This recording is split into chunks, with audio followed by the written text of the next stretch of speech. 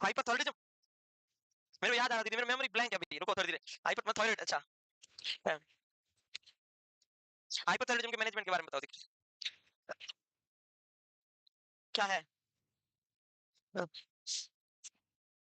चुप रहो प्लीज। हाँ, अच्छा। Drug of choice is PTU, propylthiouracil, और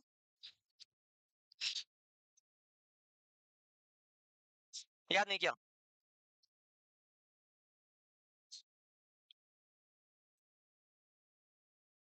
मीथामेजोल और कार्बामेजोल देते हैं। पीटीयू का साइड इफेक्ट क्या है, एडवर्स इफेक्ट?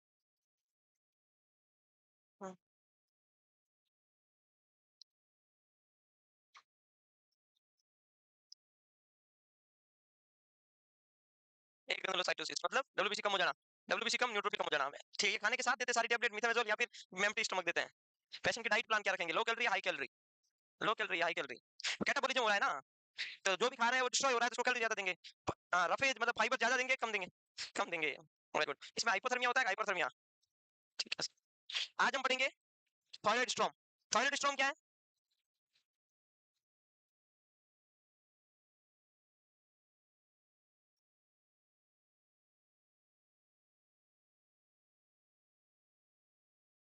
हाइपोथायराइडिज्म का साइन क्या था, मिक्सडिमा। जब इसको ट्रीट नहीं करें और सीवियर हाइपोथायराइडिज्म हो जाए, इसको क्या बोलते थे? मिक्सडिमा। अब इसका अपोजिट जाओ, किसी पेशेंट को क्या है, हाइपर, और कोई ट्रीट नहीं करो, ज्यादा सीवियर हाइपोथायराइडिज्म हो जाए तो क्या बोल देंगे? समझ में आ रहा है? तो थायराइड स्ट्रॉम में साइन किसके आएंगे? हाइपरथायराइडिज्म के आएंगे, लेकिन वो ज्यादा सीवियर होंगे, बस। समझ में आ रहा है? इतना ही, और कुछ भी नहीं है। तो क्या बोलोगे? It is a complication of untreated hypothyroidism. Hypothyroidism को हमने ट्रीट नहीं किया, उसकी वजह से सीवियर हो गया, या ड्रग बंद कर दी, या कोई और रीजन रहा होगा। तो लाइफ थ्रेटनिंग, कोई भी कॉम्प्लिकेशन होता है वो हमेशा लाइफ थ्रेटनिंग होता है। लाइफ थ्रेटनिंग का मतलब क्या है? इमरजेंसी है, मैं जान दिया तो जान गई। Life threatening condition caused by the manipulation of thyroid gland. दो रीजन है, या तो अनट्रीटेड हाइपोथायराइडिज्म को ट्रीट नहीं किया तो स्ट्रांग हो सकता है, या हाइपोथायराइडिज्म है, आप थायराइड ग्लैंड को मैनिपुलेट कर रहे हो, स्टिमुलेट कर रहे हो, सर्जरी कर रहे हो, तो भी क्या हो सकता है? सर्जरी कर रहे हो तो भी क्या हो सकता है? क्या हो सकता है? जब आप ग्लैंड को स्टिमुलेट करोगे, और एकमात्र ग्लैंड एंडोक्राइन जो अपने हार्मोन को स्टोर करके रखती है, स्टिमुलेट करोगे, इसका हार्मोन ब्लड में आ जाएंगे। अचानक जो भी स्टोर है वो कहां आ जाएंगे? ब्लड में। तो अचानक से ब्लड में थायराइड का लेवल क्या हो जाएगा? ज्यादा। तो उसी को हम क्या बोलते हैं? मैनिपुलेशन। क्वेश्चन आज थायराइड ड्यूरिंग थायराइडक्टोमी क्या क्या देखने को मिल सकता है? थायराइड स्ट्रॉम देखने को मिल सकता है ना। तो manipulation of thyroid gland during surgery और excess release of thyroid hormone in blood. सही है, लिख दो, दो बातें लिखो, देखो फटाफट। मैं भी धीरे धीरे आंखें खुलने लग जाएगी मेरी। तुम साथ दोगे ना? चाहे मैं पी के आया हूं तभी थोड़ी खुल रही है, वरना मेरे को पता नहीं चलता मैं क्लास में खड़ा हूं कि सो रहा हूं। इसलिए मैं बोलता हूं नींद इंसान के लिए कितनी जरूरी है। मैंने एक दिन आपको बताया, the most important things is my life is sleep. तुम्हारे लिए होगी और कुछ, मेरे लिए सोना। सोना नींद वाला। तीन सोना होते हैं लाइफ में। एक सोना इज गोल्ड, उसको हम पैसों से खरीद सकते हैं। एक सोना इज स्लीप, जो नींद वाला। एक सोना दूसरा, अब जो भी मेरी कॉपी कर रहे हैं उनके पास है नहीं वो, बेवकूफ लोग हैं सारे। ए सुसाइड मत करो, वो दूसरे को बोल रहा है कि तू मेरी नहीं हो सकती तो किसी की नहीं हो सकती। ए, ऐसा क्यों भाई, तूने ठेका ले रखा है क्या? मेरी नहीं हो सकती किसी और की नहीं हो सकती, ये गलत बात है।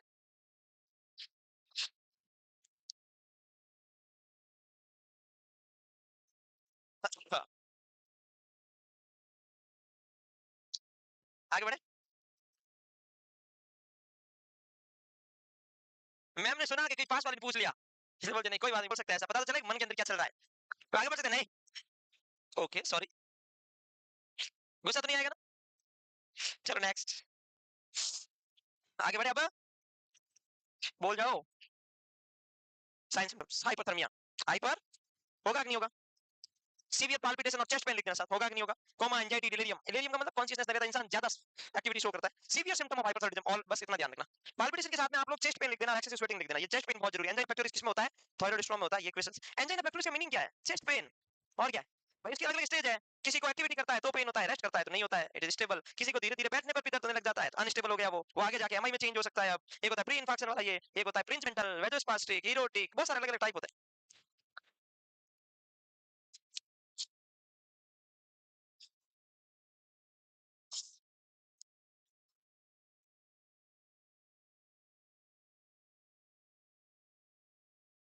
हाँ जी, लिख लो, मेरे को बता देना है तब तक मैं। खड़े खड़े सोने को क्या बोलते हैं? वर्ड टर्मिनोलॉजी भी नहीं होती है। चलते टाइम नींद आना इज सोमनाबोलिज्म। बोलते टाइम नींद आता, नींद में बोलना इज कॉल्ड सोमना लॉक्यू। लॉक्यू की आता है स्पीक, स्पीक में क्यों आता है? की आता है बट क्यों मान लो आप। सोमना लॉक्यू, नींद में चलते हैं। एक वो मूवी है जिसमें वो पर्सन नींद में चलता है, अनुपम खेर।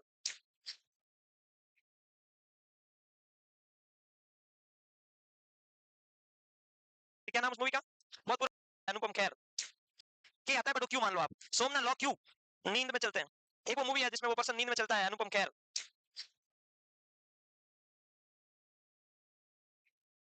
अनुपम खेर नींद में चला, इसमें वो अनिल कपूर और ऐश्वर्या होती है। क्या नाम उस मूवी का, बहुत पुरानी हो गई है, हमारा दिल आपके पास, ऐसा कुछ है, ऐसे कुछ है ना, हाँ ऐसे कुछ नाम है। फिर उसके क्या हुआ, नींद में चलने की बीमारी, बट झूठ है वो, प्योर लोगों के घरों में पहुंच जाता है। फिर एक दिन लोगों ने बीच में 500 500 के नोट रखे, नींद में चल रहा है, वो चलता नहीं है, फिर उसके नोट देखा, फिर इधर देखा, कोई नहीं देख रहा है, जेब में डाल दिया, फिर जेब में डाल दिया, फिर लोगों को पता चला ये झूठ है सरासर। इस टाइप से होता है लोग आजकल इस दुनिया में। अंधे नहीं होते, लेकिन अंधे बनने का नाटक बहुत लोग करते हैं, लाइक दैट अंधाधुन के आयुष्मान खुराना टाइप, बहुत ज्यादा लोग ऐसे। आप बोलते जाके देखना धीरे धीरे। अब ये मैनेजमेंट में क्या करेंगे, क्या करेंगे मैनेजमेंट में, भाई हाइपोथायरायडिज्म सीवियर हो रहा है, हम थायराइड ग्लैंड की वस्कुलरिटी को कम करेंगे।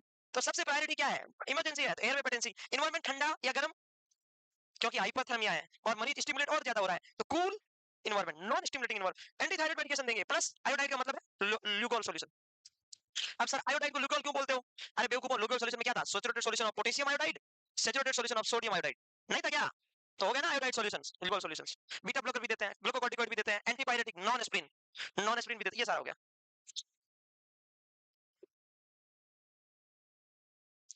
ये आपने लिख लिया था क्या, ल्यूकोल सॉल्यूशन वस्कुलरिटी को कम करता है before surgery, Lugol solution solution vascularity को कम करता है। नींद में पता है जबान भी सही नहीं चलती, जैसा आप बोलना चाहते हो वैसा वर्ड निकलते नहीं, कुछ बोलना चाह रहे हो निकलता कुछ है। रात को नींद से मैं 12 से 3 सोया, नाइट ड्यूटी में 3:30 आया, तो अब वापस बेड, दुनिया का सबसे बड़ा दुख है, 3:15 बजे उठा दे, जाओ बेड साइड, सबसे बड़ा दुख है वो। हाँ, जब नींद आपको अच्छी लगती है उठा दे, फिर पेशेंट अपने पास देख रहे, एक तो पेशेंट में कुछ हो रहा है और अपने को नींद आ रही है, उस समय कैसा लगता है, क्या ड्यूटी है, क्या नौकरी है, क्यों पढ़े हम, इसलिए पढ़े थे क्या, रातों को जागने के लिए, रातों को जाग के किताबें पढ़ी, और अब रातों को जागना पड़ रहा है ताकि हम लोग और 4 महीने पैसे आए, नहीं चाहिए भाई ऐसे पैसे, रख लो तुम, ऐसे नहीं तुम रख लो।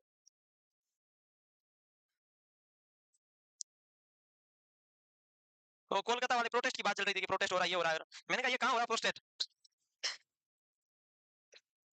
तो उन्होंने कहा कोलकाता में हो रहा है प्रोटेस्ट, मैंने कहा हाँ वो प्रोटेस्ट, फिर पता चला नींद में जबान नहीं चलती, सच में नहीं चलती, कुछ भी बोलो, एक इंसान डिप्रेशन में हो, एक नींद में हो, बोलने का मन नहीं करता, दो बार, तुम भी ध्यान रखना इस बात का, लिख लिया।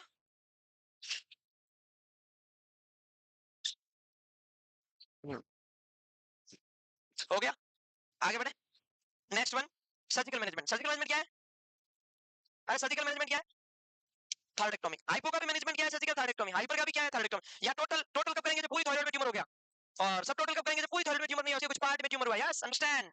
अब मेरे को थायरॉइडेक्टोमी के बारे में बताओगे, बताओ, किससे पूछूं, आपसे पूछ लो, हेलो पूछ लो, हैं, मेरे को फ्रेंड,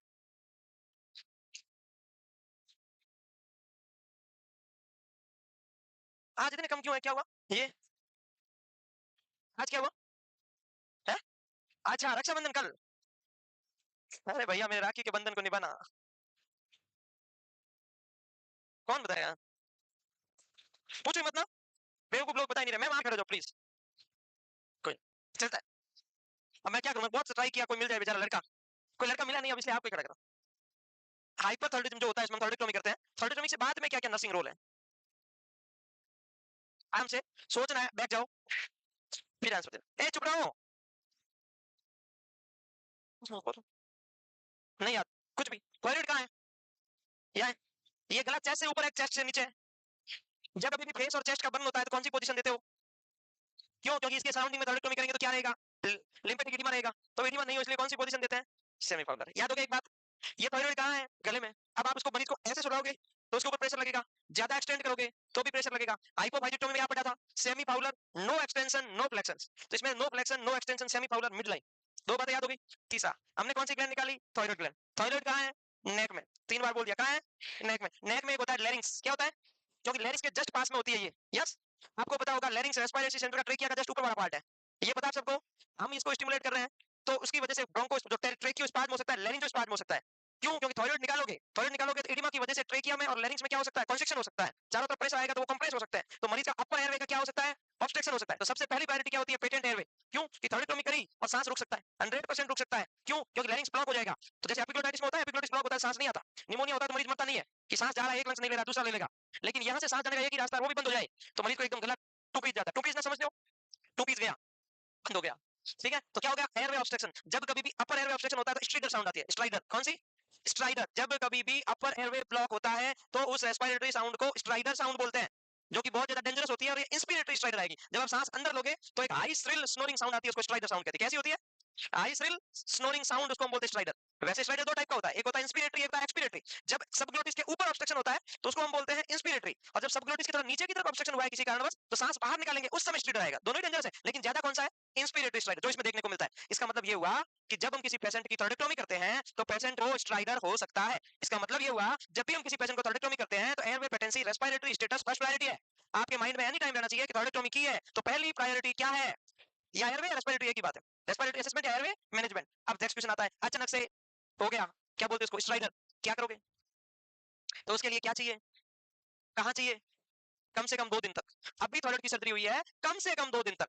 पेशेंट ओटी से आता है ना तो उसी टाइम जो स्टाफ पेशेंट को रिसीव करता है उसकी रिस्पांसिबिलिटी है कि कम से कम 2 दिन तक resuscitation bag including tracheostomy tube bed side रखना है। कभी भी इमरजेंसी ट्रैकियोस्टोमी की जरूरत पड़ सकती है। क्या बोला मैंने? कि थॉयराइडोटोमी के बाद में कम से कम 2 दिन तक टीटी रिससिटेशन का मतलब इंक्यूबेशन सामान, ऑक्सीजन, सक्शन, टीटी। टीटी कितने? 3 चाहिए होती है ऑलमोस्ट। जैसे आप पढ़ते हो कि जिस नंबर की लिए वो उसके एक छोटी 0.5 छोटी, उससे 0.5 बड़ी, तो ऐसी अपनी बेड साइड रखनी है। और सक्शन ऑन होना चाहिए। अचानक सक्शन करना पड़ा तो कैसे करोगे? ऐसा नहीं है पेशेंट ऑब्स्ट्रक्शन आया फिर मैं लाओ लाओ सक्शन वाला सामान लाओ, यंगपुर लेके आओ, फिर यंगपुर क्या करोगे? तब तक एस्पिरेट कर जाएगा। तो जो ही पेशेंट को लगता है कभी भी सीक्रेशन आ जाए वार्ड में भी ड्यूटी करो। ज्यादा मरीज वार्ड में मरता है, आईसीयू में कभी कोई एस्पिरेशन से नहीं मरा। तो बताओ क्यों? वार्ड में कोई 5 महीने में एक मरता है, एक भी वो मरता है वो एस्पिरेशन से मरता है, या 12 महीने में एक मरता है। अगर कोई मरीज को अल्टर सेंसोरियम है और आईसीयू में महीने में 30 भी मरते हैं तो 30 में से कोई एस्पिरेट करने से एक आधा जाएगा, क्योंकि आईसीयू में सब सामान बेड साइड होता है। अगर बाई चांस किसी को वोमिटिंग हुआ, एस्पिरेशन हुआ, अल्टर सेंसोरियम में, तुरंत पेशेंट उसको क्या कर देता है? लेटरल कर देता है। वही रहता है वो। आईसीयू में बेड साइड रहना कंपलसरी है, वार्ड में बेड साइड रहना मना है। बैठ रहो वहां, कुछ मरीज का अटेंडेंट कुछ आएगा, ये हो रहा है मेरे पेशेंट के, तब जाना। ये है मतलब वार्ड की लाइफ, ये है आईसीयू की लाइफ। सच में। तो आईसीयू के अंदर और वार्ड में दूसरी बात एस्पिरेशन से क्यों मर रहा है? मरीज का अटेंडेंट आ भी जाएगा 10 मिनट तक, वो बोलेगा ए तुझे क्या हुआ, तुझे क्या हुआ, फिर वो एस्पिरेट कर जाएगा, आंखें ऐसे कर लेगा, फिर बुलाने आएगा, तो मरीज अटेंडेंट नर्सिंग ऑफिसर आएगा, सक्शन का सामान लेके आएगा, तब तक एस्पिरेशन अंदर जाके घर कर लेगा ट्रेकिया ब्रोंकस में पूरा। अब तुम कुछ नहीं कर सकते, मशीन लेके खींचोगे ना स्ट्रॉ से तो भी कुछ नहीं हो सकता, वो चला गया अंदर, फिर गया मामला। ये ऐसा होता है, सच में यही होता है। और आपने आईसीयू में देखना, जो ही मरीज को कुछ भी हल्का पता है कुछ होता है, तुरंत एक जना करता है यूं, दूसरा करता है यूं। सच में। आईसीयू के अंदर एक बेड पे एक पेशेंट होता है, एक स्टाफ होता है, वही स्टाफ भी एक पेशेंट भी एक, मोस्टली मॉर्निंग में। तो एक जने को दिक्कत हुई तो 4 जने पहुंच जाते हैं। एक जने को दिक्कत हो, 4 फिक्स है। सांस भी नहीं आ रहा पेशेंट को, एक वो देखेगा, एक वो देखेगा, एक ट्रेस कार्ड लाएगा, एक कुछ करेगा, तो 3 डॉक्टर, कम से कम एक साथ 5 डॉक्टर आते हैं। घर वाले डर जाते हैं बेचारे, अगर अंदर आ गया तो क्या हो गया मेरे बाबू को, भाई हुआ क्या, हुआ क्या? दिक्कत सोचते तो ही एक साथ, क्योंकि आईसीयू के अंदर 5-10 डॉक्टर होते हैं, 4 जेआर, 2 एसआर, एक नॉन अकेड जेआर, एक एसआर घूम रहा होता है, काम कर रहा होता है स्टाफ, फिर टीएल, फिर एएनएस भी आ जाता है उसी टाइम। क्या हुआ, क्या हुआ, क्या हुआ, देख ले। अच्छा, क्या हुआ, सिर्फ ऊपर ऐसे हम तो बोलते क्या हुआ, मैं कैमरा नहीं लगा लगा, पता चल जाता है। तो ऐसे आप बोल रहे मैं सीरियस कह रहा हूं, नहीं सब टोटल और टोटल समझ में आ गया? थोड़ा पूरा। तो भाई देखो, सर्जरी से पहले क्या करना है वो मैं पहले बता चुका हूं, इसलिए आज बताया नहीं। सर्जरी से पहले क्या करना है? एंटीथायराइड मेडिकेशन देनी है, ल्यूकोल सॉल्यूशन देना है, और स्टेरॉइड भी देना है। तो ये ल्यूकोल सॉल्यूशन क्या करेगा? Decrease vascularity of triglyceride thyroid gland post operative, provide semi powder position, avoid neck flexion, assess respiratory status and airway patency, have a tracheostomy sat, oxygen and the suction at the bedside, at least 2 to 3 days, at least 48 hours। तो लिखी दो आप। जय हो, जय हो, at least.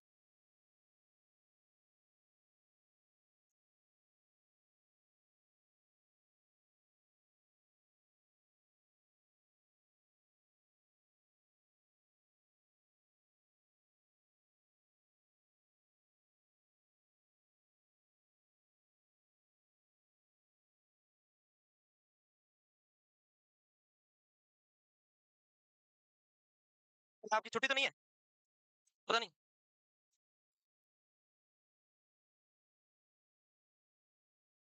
देखो क्या है,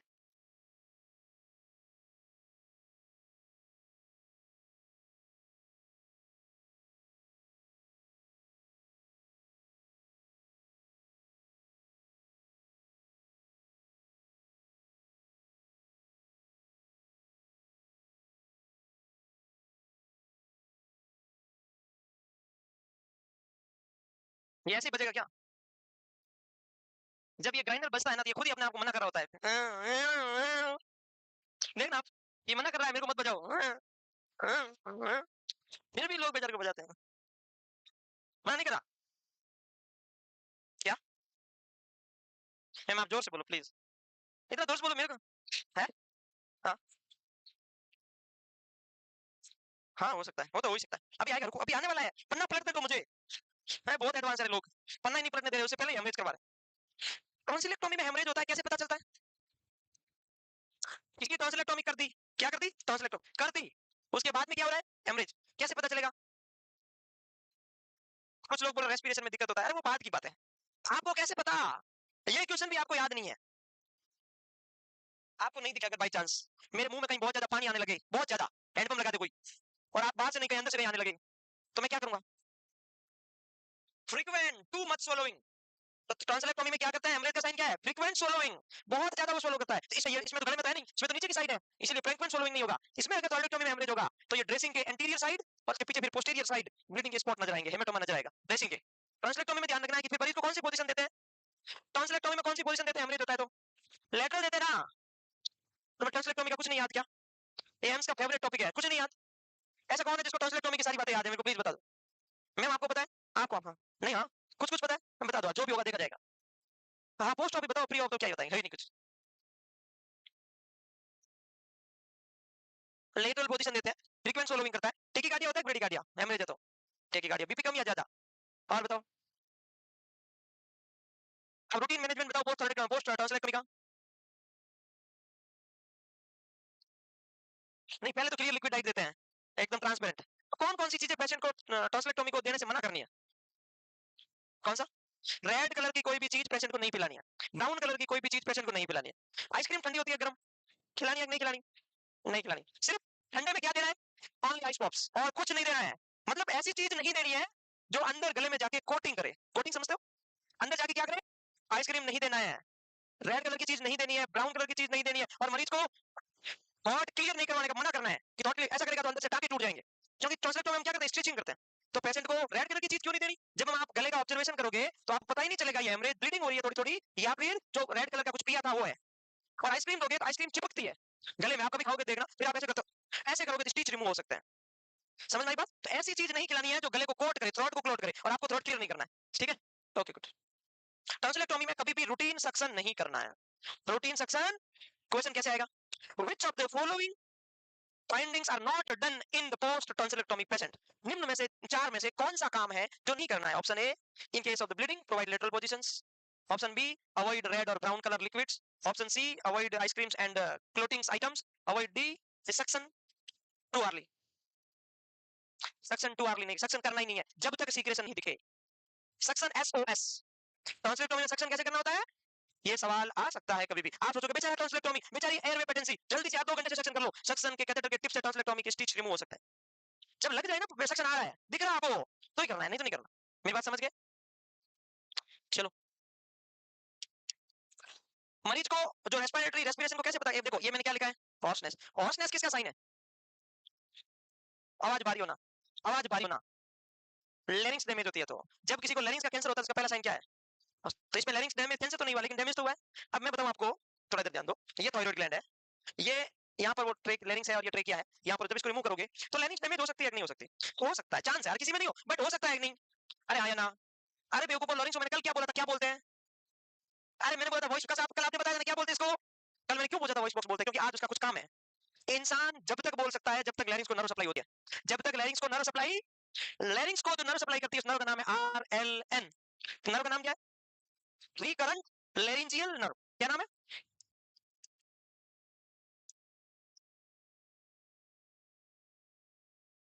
क्या नाम है? Recurrent laryngeal nerve. ऐसी नर्व जो हमें जिंदगी भर बोलने की हेल्प करती है। जितनी नर्व कट गई आप वो नहीं बोल पाएंगे, नहीं बोल पाएंगे, लाइफ टाइम नहीं बोल पाएंगे। तो अगर किसी पेशेंट की हम लोग लैरिंजेक्टोमी करते हैं फिर तो बोलेगा ही नहीं। उसके आसपास के किसी भी ऑर्गन की सर्जरी करते हैं तो आपको मरीज को सर्जरी के बाद में बुलवाना है। वो नहीं बोल पाए, डिस्फोनिया या बोलने में बहुत भारी हो जाए आवाज, तो आपको ये सोचना है कि शायद रिकरेंट लेरिंजियल नर्व डैमेज हो गई है। क्या हो गई है? देखो, फोन फोन का मतलब होता है बोलना। ये फोन का नाम क्यों पड़ा? बोलने की वजह से पड़ा। डिस्फोनिया मतलब डिफिकल्टी इन स्पीकिंग। तो डिस्फोनिया उसनेस होता है, इसका मतलब क्या डैमेज हो गई? आरएलएन। तो अब इसमें मरीज को कम्युनिकेशन करवाना, बोलना है, बात करवानी है, बात करोगे तो पता चलेगा। समझ आ गई बात मैं क्या बोल रहा हूँ? तो अभी कभी भी इसके आसपास की सर्जरी करते हैं तो रिकरेंट लेरिंजियल नर्व डैमेज हो सकता है। ऐसे damage of recurrent laryngeal nerve, आवाज भारी हो जाना, स्टिडर भी हो सकता है, डिस्पेजिया भी हो सकता है, रेस्पिरेटरी, ये सारे साइन आ जाएंगे। ब्लीडिंग और एडिमा को मॉनिटर और करना है। किसको मॉनिटर करना है? ब्लीडिंग को। Check dressing anteriorly and back of the neck, सामने और फिर पीछे की तरफ ड्रेसिंग चेक करते रहना हर 6 घंटे से, कोई ब्लीडिंग तो नहीं होगी। Monitor the sign of hypocalcaemia. Thyroidectomy में हाइपोकैल्सीमिया क्यों होता है भाई? थायराइड ग्लैंड में जब हम थायराइड ग्लैंड को हटाते हैं तो पैराथायराइड भी आएगी, पैराथायराइड आएगी तो पीटीएच जाएगा, और पैराथायराइड जाएगी तो पीटीएच जाएगा, पीटीएच जाएगा तो ब्लड कैल्शियम नहीं बढ़ेगा। क्वेश्चन आता है monitor the sign of tetany, tetany का मतलब हाइपो, हाइपोकैल्सीमिया के साइन कितने होते हैं? 8 8 साइन होते हैं कम से कम, 10 बताओ तो और अच्छी बात, याद है ना? एक बार एक क्वेश्चन आया हल्का सा कि पोस्ट थैलेक्टोमी में कौन सा एलिमेंट एब्नॉर्मल हो जाता है? कैल्शियम, पोटेशियम, फॉस्फेट, ऐसे करके कैल्शियम ही होता है। सिंपल सवाल पूछा था, अब ऐसा नहीं आएगा, अब आएगा साइन सिम्टम कि पेशेंट की थैलेक्टोमी की, उसके बाद में टिंगलिंग, नमनेस, ट्विचिंग हो रहा है, बताओ क्या हो गया? तो ऑप्शन आएगा ऑप्शन ए, कैल्शियम आएगा नहीं बेवकूफों, ऑप्शन आएगा A, recurrent laryngeal nerve damage हो गई, ऑप्शन बी, एयरवे ऑब्स्ट्रक्शन हो रहा है, option C, accidental removal of PTH हो गई, option D, none of the above, C, क्योंकि एक्सीडेंटल पैराथायरॉइड ग्लैंड रिमूव हो गई। इसका मतलब क्या है? हाइपोकैल्सीमिया हो गया। तो एग्जामिनर इज मोस्ट स्मार्ट, बहुत ज्यादा स्मार्ट होता है, वो ऐसा सवाल पूछता है जो आपने पढ़ तो रखा है बट कॉन्सेप्ट चाहिए।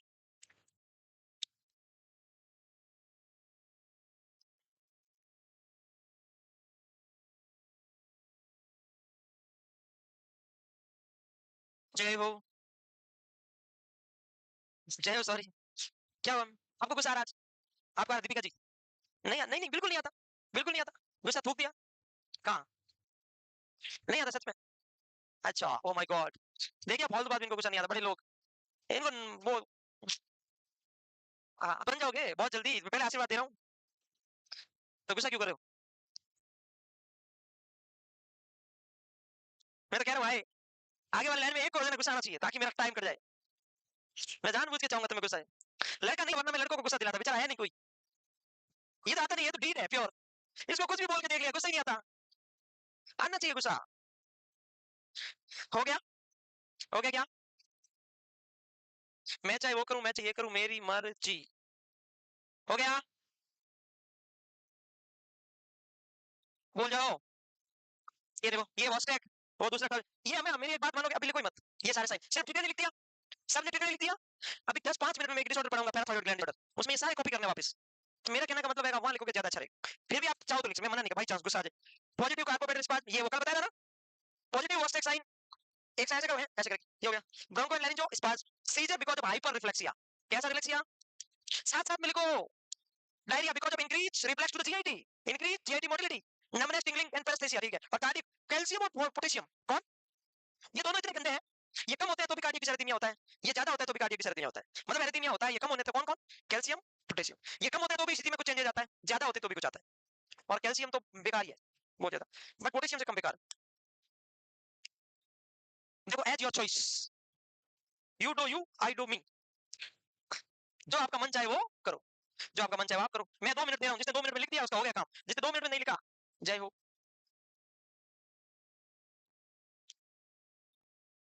2 मिनट, कितना मिनट? फोटो थोड़ी बनाना 10 मिनट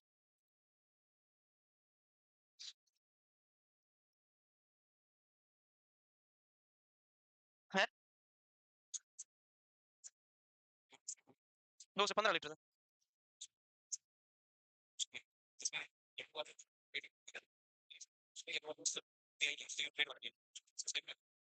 ये कैसे हो गया? क्वेश्चन गलत हो गया ना, क्वेश्चन गलत हो गया, लेकिन और सेट में आएगा तो आप किसको बोलोगे ये गलत है? ये कोई लोकल बुक में होगा? किसी लोकल बुक में होगा तो वो तो टाइपिंग एरर है उनका, वो नींद में पेपर बनाते हैं, हो गया, पेपर क्या क्वेश्चन छापते हैं, ये लोकल गाइड वाले क्या करते हैं, कैसे बनाते हैं क्वेश्चन, पता है किसी को? पता है किसी को? थैंक यू मैम, चॉकलेट के लिए, कैसे बताओ आप कैसे बनाते हैं ये लोकल गाइड वाले? नहीं पता, नमस्ते, कैसे हो, किसी को पता? जब मैं, मेरे ज्यादा 2018 में बहुत ज्यादा सिलेक्शन हो रहे थे ना, तो जो बुक वाले होते हैं ना, उनके फोन आए, आप जुड़ना चाहेंगे? मैंने कहा किससे? भाई किससे जुड़ना भाई, बता दो ना, कोई संस्था है, कोई ऑर्गेनाइजेशन है, क्या है?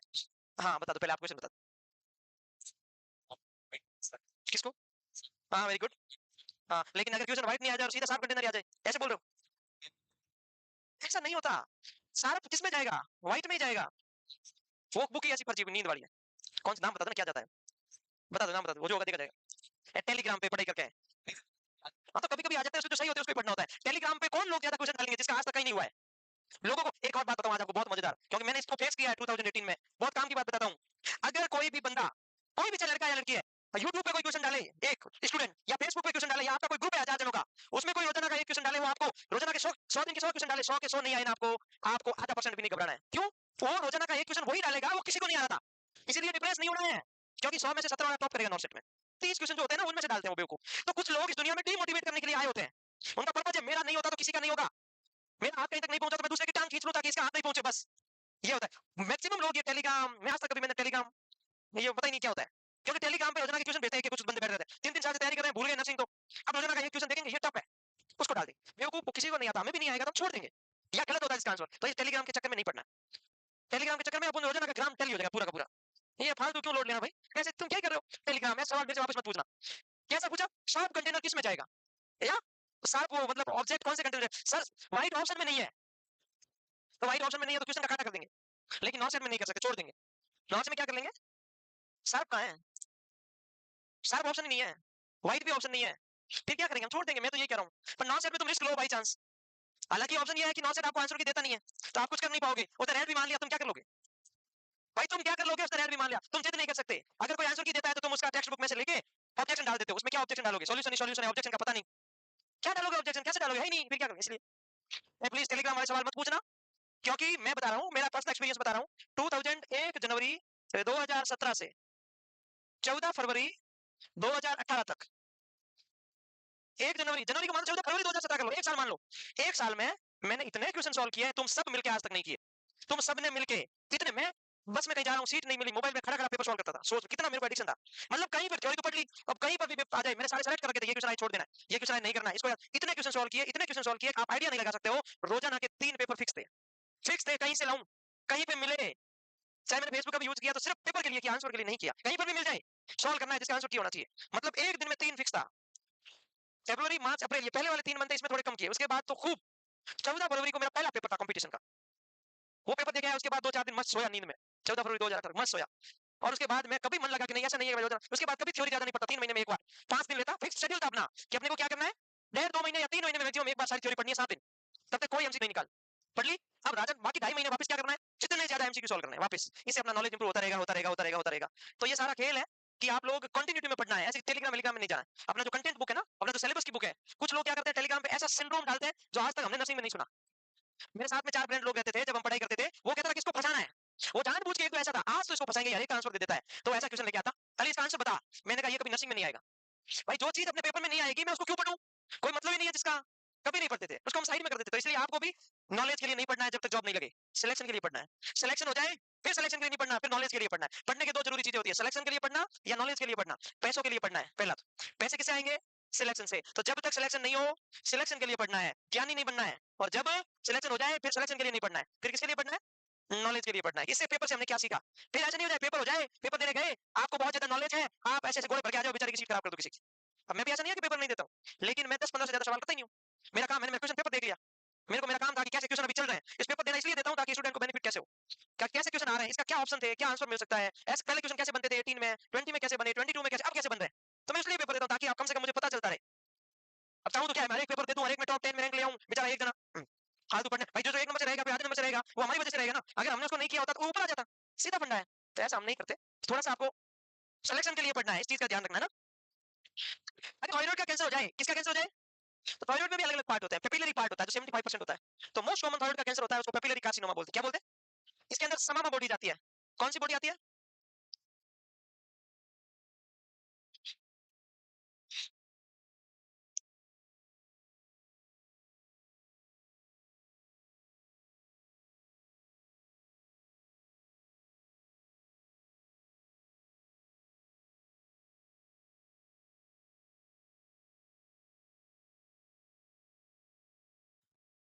बोन बोन मॉडलिंग, बोन को वापस रिपेयर करना। हाँ, रिजॉर्प्शन में बाहर निकालते हैं, रीमॉडलिंग में वापस बोन को मॉडलिंग करते हैं, डिपॉजिट करवाते हैं कैल्शियम उसमें।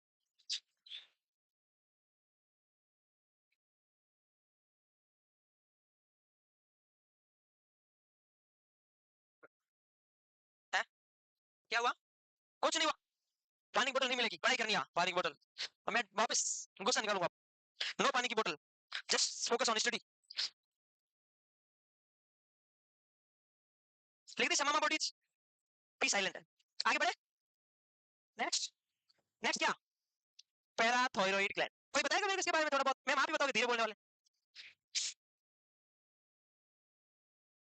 Means situated in the patella regions. Thyroid gland के पोस्टीरियर पार्ट पे होती है, टोटल 4 होती है ना। ये एक हार्मोन का सीक्रेट करती है, उस हार्मोन का नाम पीटीएच है, पैराथायरॉइड हार्मोन। ये कैल्शियम और फॉस्फेट का रेगुलेशन करता है, किसका? ब्लड के कैल्शियम के लेवल को सेट करता है, एडजस्ट करता है, homeostasis of the bone and blood in calcium. Homeostasis का मतलब क्या होता है? बैलेंस। तो कैल्शियम और फॉस्फेट दोनों को बोन ब्लड में रेगुलेट करने का काम करता है। समझ में आया क्या? सही है, वेरी गुड। और कुछ बताना चाहोगे, ऐड करना चाहोगे? कुछ याद आ रहा हो थोड़ा बहुत?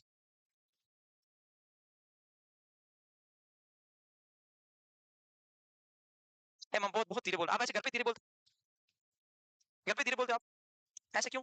मम्मी ने बोल रखा है कि धीरे बोलना है, ऐसा है क्या? फिर तो जोर से बोलो, यहाँ तक आवाज नहीं आ रही है। किसका? टीएसएच का कोई मतलब नहीं है, ये पैराथायराइड है, थायराइड की पड़ोसी है, कोई मतलब ही नहीं था। टीएसएच भूल जाओ, अब ब्लड कैल्शियम को याद रखना है, और किसी का कोई मतलब नहीं है। Parathyroid gland only related to the calcium, इस और किसी कोई मतलब क्या? किसमें? देखो पैराथायराइड ग्लैंड या तो अपना सीक्रेशन कम कर सकती है या अपना सीक्रेशन ज्यादा कर सकती है। कम कर सकती है उसको क्या बोलेंगे? हाइपोपैराथायरिडिज्म। क्या बोलेंगे? अगर मैं बोल दूं हाइपोपैराथायरिडिज्म का कोई एक साइन बताओ, क्या बताओगे? हाइपोकैल्सीमिया। क्या बोलना है? अब हाइपोकैल्सीमिया के जो भी साइन है वो सारे हाइपोपैराथायरिडिज्म में छाप दो। जो आपने डिटेल में लिखा था ना, कंट्रोल सी कंट्रोल वी, पूरा का पूरा, ये किसका? हाइपोकैल्सीमिया के सारे साइन हाइपोपैराथायरिडिज्म के साइन है। हाइपोपैराथायरिडिज्म फिनिश। अब इसका उल्टा हाइपरपैराथायरिडिज्म। हाइपरपैराथायरिडिज्म की डेफिनेशन क्या है? इंक्रीज ब्लड कैल्शियम, ब्लड में कैल्शियम ज्यादा, किसमें? तो आएगा कहां से? या बोन से, या इंटेस्टाइन से, या किडनी से? तो बोन वीक होगी कि स्ट्रांग होगी? हाइपरपैराथायरिडिज्म में मसल्स वीक होती है, बोन वीक होती है, फटीग होता है, थकान होती है, मसल्स वीकनेस होती है, सीजर नहीं आते। ठीक है, वेरी गुड। तो parathyroid gland locations, each pole of the each lobe of the thyroid gland posterior surface 4 होती है, बटन शेप की होती है, 35 से 45 एमजी का होता है, लगभग येलो ब्राउन कलर, ये दोनों मैटर नहीं करते। इसमें 3 टाइप की सेल होती है, चीप सेल, ऑक्सीपिल सेल और वाटर सेल, 3 टाइप की सेल होती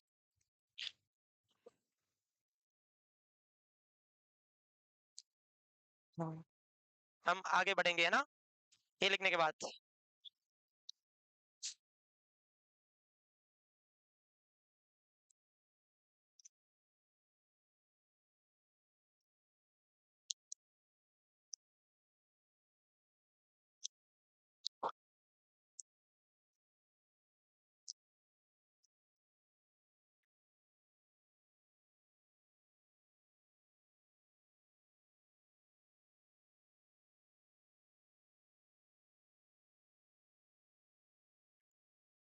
आप सारे लोग ना नोट्स अच्छे बनाना और कुछ नहीं, क्योंकि आज से 20 साल बाद भी ये बहुत काम आने वाला है। ये थायराइड ऐसे ही काम करेगी जैसे आज कर रही है। तो कभी भी नोट्स अच्छे रखोगे ना, तो परिवार में जब छोटे नन्हे मुन्ने आएंगे ना, वो देखेंगे मेरे पापा मम्मी बहुत इंटेलिजेंट थे, इतनी अच्छी पढ़ाई। बाई चांस को नर्सिंग नहीं करनी पड़ेगी, मैं चाहता हूँ नहीं करे, वो अच्छे लोग बने, बहुत ज्यादा बड़ी पोस्ट पे जाए, लेकिन जब भी आएंगे तो कम से कम देखेंगे during the time of study my parents were very serious regarding study, preparing notes in very well in the easy form. ऐसे लगना चाहिए, वरना रफ कॉपी 3 दिन में तो पिघल जाएगी। तो अच्छे से नोट्स बनाना बढ़िया, वरना आपको पूछेंगे पैराथायराइड का फंक्शन बताओ, आप बता नहीं पाएंगे, बोलेंगे मम्मी बन गई ये भी नहीं पता, कितना गंदा लगेगा। इसलिए प्लीज अच्छे नोट्स बनाना बहुत जरूरी है। और नोट्स के मतलब कॉपी के ऊपर सब्जेक्ट टीचर का नाम लिखना है, कम से कम हम कहीं रहे ऊपर तो स्वर्ग में याद तो है आपको भी, एक था थायराइड ग्लैंड पढ़ाता था, बच्चों को रुलवाता था, ऐसे मतलब एक कुछ कुछ भी हो, मेमोरी रहनी चाहिए बस। भाई मोमेंट चले जाते हैं, मेमोरी रहती है, यस और नो, रहनी चाहिए। रन, आगे बढ़े, सुनो चांद सितारों, लिखा नहीं? नहीं लिखा तो लिख लिया, अभी तक क्या करो, घर का राज थोड़ी, तो ऐसे टाइम बैठे रहूंगा तुमने, आराम से बैठो, लिख लिया, धीरे धीरे आपस में बातें करो लिख के, बेवकूफ। आगे बढ़े। अब एक मैं बात बताऊं कोई और इससे रिलेटेड है, और तो क्या है, एक होती है कैल्सिटोनिन, कौन होती है? नहीं होता है। एक होता है पीटीएच, कौन होता है? क्वेश्चन क्या आएगा, कौन से दो हार्मोन हमारी बॉडी में कैल्शियम और फॉस्फेट के बैलेंस को रेगुलेट करते हैं? तो ये दोनों, ये दोनों ऑप्शन में नहीं हो तो कोई एक कर सकते हो, दोनों में से एक करोगे, कोई भी करोगे सही हो जाएगा। कैसे करते हैं सर? सुनो, ये है ब्लड कैल्शियम, कौन सा कैल्शियम? अब एक होता है ब्लड फॉस्फेट, उसको मैं लिखवा नहीं रहा हूं, बस समझा रहा हूं, दोनों की बात नहीं है, पर मैं ब्लड बता रहा हूं। हमारी बॉडी में दो हार्मोन ऐसे हैं, ये अगर दिन है तो ये रात है, रात है तो ये दिन है। मतलब क्या हुआ, दोनों सेम है, अलग अलग है? ये इसका जस्ट उल्टा काम करता है, ये जस्ट इसका अपोजिट काम करता है। ये ब्लड कैल्शियम को कम करता है, ये ब्लड कैल्शियम को बढ़ाता है। समझ में आया? कैल्सिटोनिन डिक्रीज ब्लड कैल्शियम, क्या समझ में आया? पीटीएच इंक्रीज ब्लड कैल्शियम, ये समझ में आया? और जब आप एक बात बताऊं, बोन में कैल्शियम, और आपने पॉलिटिशियन नाम सुना है, नेता लोग, नेता लोग नाम सुने? जब चुनाव आते हैं ना, तो एक दूसरे को इतनी गालियां देते हैं, इतनी गालियां देते हैं, जैसे लगता है इनसे बड़ा आपस में कोई दुश्मन है ही नहीं। और रियल ये है कि अकेले बैठे रहते हैं ना, तो साथ में खाना खाते हैं, क्या आज तूने मेरे को मस्त गाली दी, आनंद आ गया, क्या तूने भी मेरे को मस्त गाली दी, साथ में बैठे रहते हैं ये पॉलिटिशियन जो भी होते हैं, और इतने दोस्त होते हैं जिसकी कोई हद नहीं है। और लोगों की नजर में मेरा पक्ष चले तो वो कर दूं, मेरा पक्ष चले तो वो कर दूं, वो ऐसा है, वो ऐसा है, वो उसके खिलाफ है, वो ये है, लाइक ए पॉलिटिशियंस, ये दोनों लाइक ए पॉलिटिशियंस। कौन? कैल्शियम और फॉस्फेट, ब्लड की नजरों में दोनों एक दूसरे के अपोजिट है। जब भी ब्लड में कैल्शियम बढ़ेगा, फॉस्फेट कम होगा, लेकिन बोन में साथ में रहते हैं। बोन में दोनों, बोन की ग्रोथ के लिए कौन से दो मिनरल्स का होना जरूरी है? साथ में रहते हैं। ब्लड में जो ब्लड कैल्शियम बढ़ेगा फास्फोरेट चला जाएगा बोन में, या कहीं बाहर या यूरिन से या जब से कुछ भी नहीं रहेगा वहां। और जो हाइपरकैल्शियम या फास्फोरेट कम, जो हाइपरफॉस्फेट या कैल्शियम कम, समझ में आया? तो क्या याद रखोगे? ये ब्लड कैल्शियम। तो जब भी ब्लड कैल्शियम एक साइड लिख लेना, साइड में कहीं पर, जब भी ब्लड कैल्शियम बढ़ता है ब्लड फॉस्फेट क्या होता है? कम होता है। मतलब हाइपरकैल्सीमिया या हाइपोफॉस्फेटेमिया, ये मैं क्यों बता रहा हूं इतना जोर लगा के? क्योंकि एक डिसऑर्डर आएगा अभी, हाइपर पैराथायरॉयडिज्म, उसमें बहुत रोल है, बहुत रोल है। क्या समझ में आया ये बात? ये बहुत काम की चीज जो मैंने लिखी है अभी, लिख लो ऐसे कैसे, आगे समझ में ये बात। कौन से दो हार्मोन ब्लड कैल्शियम को रेगुलेट करते हैं? पीटीएच और कैल्सिटोनिन। पीटीएच ब्लड कैल्शियम को बढ़ाता है, तो बोन कैल्शियम को कम करता है बस। क्योंकि ब्लड कैल्शियम कहां से आता है? मोस्टली बोन से ही आता है। लिख लिया? कुछ लोग मन ही मन सोच रहे होंगे ऐसे ऐसे लिख देते हैं, मैं इनको लिखे कैसे? नॉन सेट में लिखना नहीं है, नॉन सेट में करना है टिक, इसीलिए समझना है। मैं आगे बढ़ू क्या?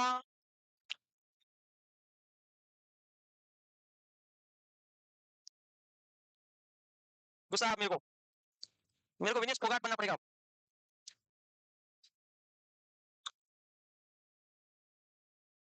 आगे हो गया? नहीं लिखा? हो गया तो फिर बोला क्यों नहीं? पीटीएच कैल्शियम और फास्फोरस के मेटाबॉलिज्म को कंट्रोल मतलब बैलेंस करता है। पैराथायरॉइड ग्लैंड कौन सा हार्मोन सीक्रेट करती है? अरे पैराथायरॉइड ग्लैंड, पैराथायरॉइड हार्मोन है। कैसे लोग, ये ब्लड कैल्शियम का लेवल बढ़ाती है, कैसे? बोन का रिजॉर्प्शन करके, बोन का रिजॉर्प्शन, रीअब्जॉर्प्शन नहीं, रीअब्जॉर्प्शन नहीं होता, और किडनी से होता है, रिजॉर्प्शन ही होता है। पिछले बैच से पिछले बैच की बातें मैं पढ़ा रहा था, एक कोई स्मार्ट स्टूडेंट अपने आप को समझता था या समझती थी, जो भी है वो, सर आप गलत बता रहे हो, रीअब्जॉर्प्शन की जगह रिजॉर्प्शन और बार-बार बोल भी रहे हो। मैं कहा क्या नहीं, रीअब्जॉर्प्शन नहीं हो, रिजॉर्प्शन ही है। पहले बार मैंने पढ़ा, मैंने भी सोचा अल्फाबेटिक एरर आ गया क्या, फिर मैंने सर्च किया गूगल पे कभी बहुत पहले, तब पता चला रिजॉर्प्शन का मतलब होता है कैल्शियम बोन से ब्लड में जाना। कैल्शियम बोन से ब्लड में जाता है, उसको बोलते हैं बोन वीक हो जाना, वीक का मतलब होता है रिजॉर्प्शन, बुलबुली। ठीक है, बोन डीमिनरलाइजेशन। पीटीएच क्या करता है? Bone demineralisation. What is demineralisation? अरे कैल्शियम बाहर निकालता है तो बोन वीक हो जाती है, दैट इज डीमिनरलाइजेशन, रिजॉर्प्शन का दूसरा नाम है। तो इससे बोन वीक होती है कि स्ट्रांग? वीक, इसको ही बोलते हैं ऑस्टियोक्लास्ट। तीनों का मीनिंग एक है, बस नाम अलग अलग है। वही रिजॉर्प्शन है, वही डीमिनरलाइजेशन है, और वही ऑस्टियोक्लास्ट, वही है तीनों।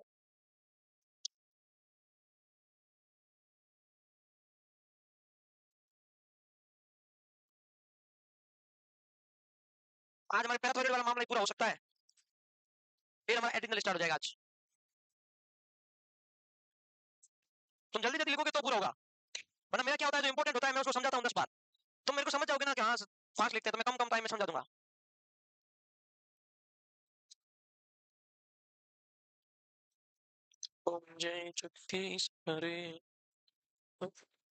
हेलो, हाँ पुष्पा, क्या हुआ? क्या हुआ? ये क्या बोल रही पुष्पा? कहते हैं क्या, क्या कहते? अरे कहते कुछ नहीं होगा, लड़ाई नहीं होगी आज। पुष्पा सोच रही क्या है? पुष्पा 3 मूवी बना देंगे, नहीं फटाफट बता दे जल्दी। पुष्पा रिटर्न्स अगेन, देखो क्या कह रही है, कुछ बोल तो रही, कुछ टॉपिक तो सीरियस चल रहा था, क्या चल रहा था, क्या टॉपिक था? बता बता, हाँ बता, वेरी गुड वेरी गुड, नई चीज है क्या? अच्छा ये सेल है, ये सेल नहीं था, ये क्वेश्चन है। ये देखो मैंने बोला ना, कुछ लोग होते हैं जो ऐसा सिंड्रोम लाते हैं सर को फंसाएंगे। सिंड्रोम का नाम है WERMERS, वीरमर सिंड्रोम। क्या होता है वीरमर सिंड्रोम? बीरबल नहीं, वीरमर, WER। और ऑप्शन नाम सुनो, ऑप्शन MEN फर्स्ट किसमें देखने को मिलता है, option 2 MEN second, option third MEN third, option 4 MEN fourth. MEN क्या है? MEN क्या है? ये भी नहीं पता, मैं तो ऑप्शन भी नहीं पता भाई। है पक्का? किसने को पढ़ाया होगा? रवि सर ने ना? तो आपको कैसे पता ये वीरमर सिंड्रोम है? मुझे नहीं आता बात, भी आया तो होगा। Which convention are followed for spherical mirror and lens? ये बायोफिजिक्स नहीं आती मुझे, और बताओ। Which of the most position for giving enema?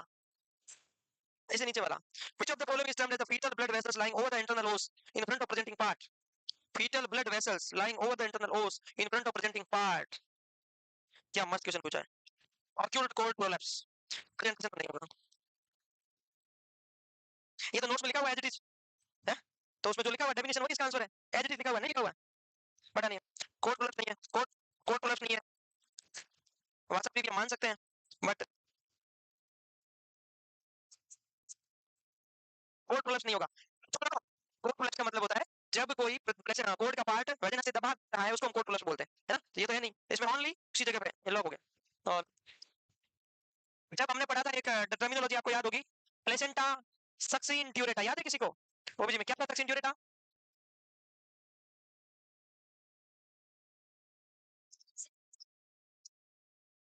एक प्लेसेंटा जिसकी दो अनइक्वल लोब हो जाती है उसको क्या बोलते थे? वो इक्वल लोब होती है तो बाइलोबेट। प्लेसेंटा मल्टीपल लोब में आ जाता है उसको क्या बोलते थे? किसी को याद नहीं? सर्कमवेलेट नहीं बोलते। सर्कमवेलेट का मतलब होता है एमनियन कोरियन की दो रिंग बन जाए। वेलिमेंटस का मतलब था डिस्ट्रीब्यूट में, विलाई में डिस्ट्रीब्यूट हो जाए, वो भी गलत है तुम्हारा। एक प्लेसेंटा जिसके दो पार्ट हो जाते थे उसको सक्सिन ड्यूरेटा प्लेसेंटा बोलते थे। बोलते कि नहीं बोलते? सक्सिन ड्यूरेटा में एक नाम था वासा प्रीविया। क्या था वासा प्रीविया? जब हम सक्सिन ड्यूरेटा पढ़ रहे थे तो तीन चीजें पढ़ रहे थे, प्लेसेंटा स्पूरिया, सक्सिन ड्यूरेटा और वासा प्रीविया। जब हम पढ़ रहे थे स्पूरिया, जब दो लोब है लेकिन दोनों के बीच में कम्युनिकेशन विलाई नहीं है, और वासा प्रीविया क्या था? कोड नीचे की तरफ आ जाए लेकिन बाहर नहीं निकला है, बाहर नहीं निकला है, सिर्फ नीचे की तरफ प्रेजेंटिंग पार्ट से पहले, लेकिन ऑक्यूल्ड नहीं है, बाहर नहीं है, वेजिनल कैनाल में नहीं है, सर्विक्स में भी है, यूट्रस में ही, लेकिन प्रेजेंटिंग पार्ट से पहले। इसका नाम क्या था? वासा प्रीविया। याद होगा, नोट्स चेक करो अपने, मिल जाएगा। ये लो मैम, इतने ही थे बस, ठीक। बस चलो, मैं क्या बताना आया था यहाँ? ये सेल बता रही थी पुष्पा।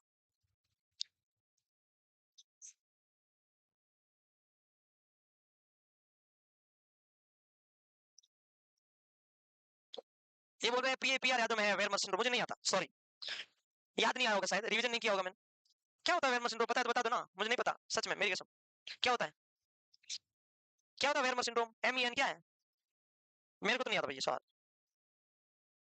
हम क्या पढ़ेंगे? पैराथायरॉइड ग्लैंड के दो डिसऑर्डर, एक हाइपो और एक हाइपो, दूसरा लगाओ हेडिंग हाइपो। अब 1% भी मैं ना टाइम वेस्ट नहीं करूंगा हाइपो में। 15 मिनट में हाइपो फिनिश, कितने मिनट में? कोशिश करूंगा 10 में, क्योंकि सब आपको पता है। हाइपो की डेफिनेशन लिखो, जल्दी से हाइपो की डेफिनेशन लिखो। डिक्रीज सीक्रेशन ऑफ पीटीएच, खत्म, फ्रॉम पैराथायरॉइड ग्लैंड। भाई decrease secretion of PTH from PTG, decrease secretion of PTH from PTG, hypo secretion of parathyroid hormone from PTG, PTH from PTG. उसकी वजह से ये जो नीचे वाली तीन लाइनें मैंने लिखी है वो नहीं लिखनी चाहिए बार बार, बट दिल है कि मानता नहीं। इससे ब्लड कैल्शियम कम हो जाएगा, फॉस्फेट का लेवल बढ़ जाएगा। और एक बात और लिख दी, जब भी फॉस्फेट और कैल्शियम की बात करते हैं तो दोनों एक दूसरे का अपोजिट होते हैं। क्या होते हैं? दोनों एक दूसरे का क्या होते हैं? अपोजिट होते हैं।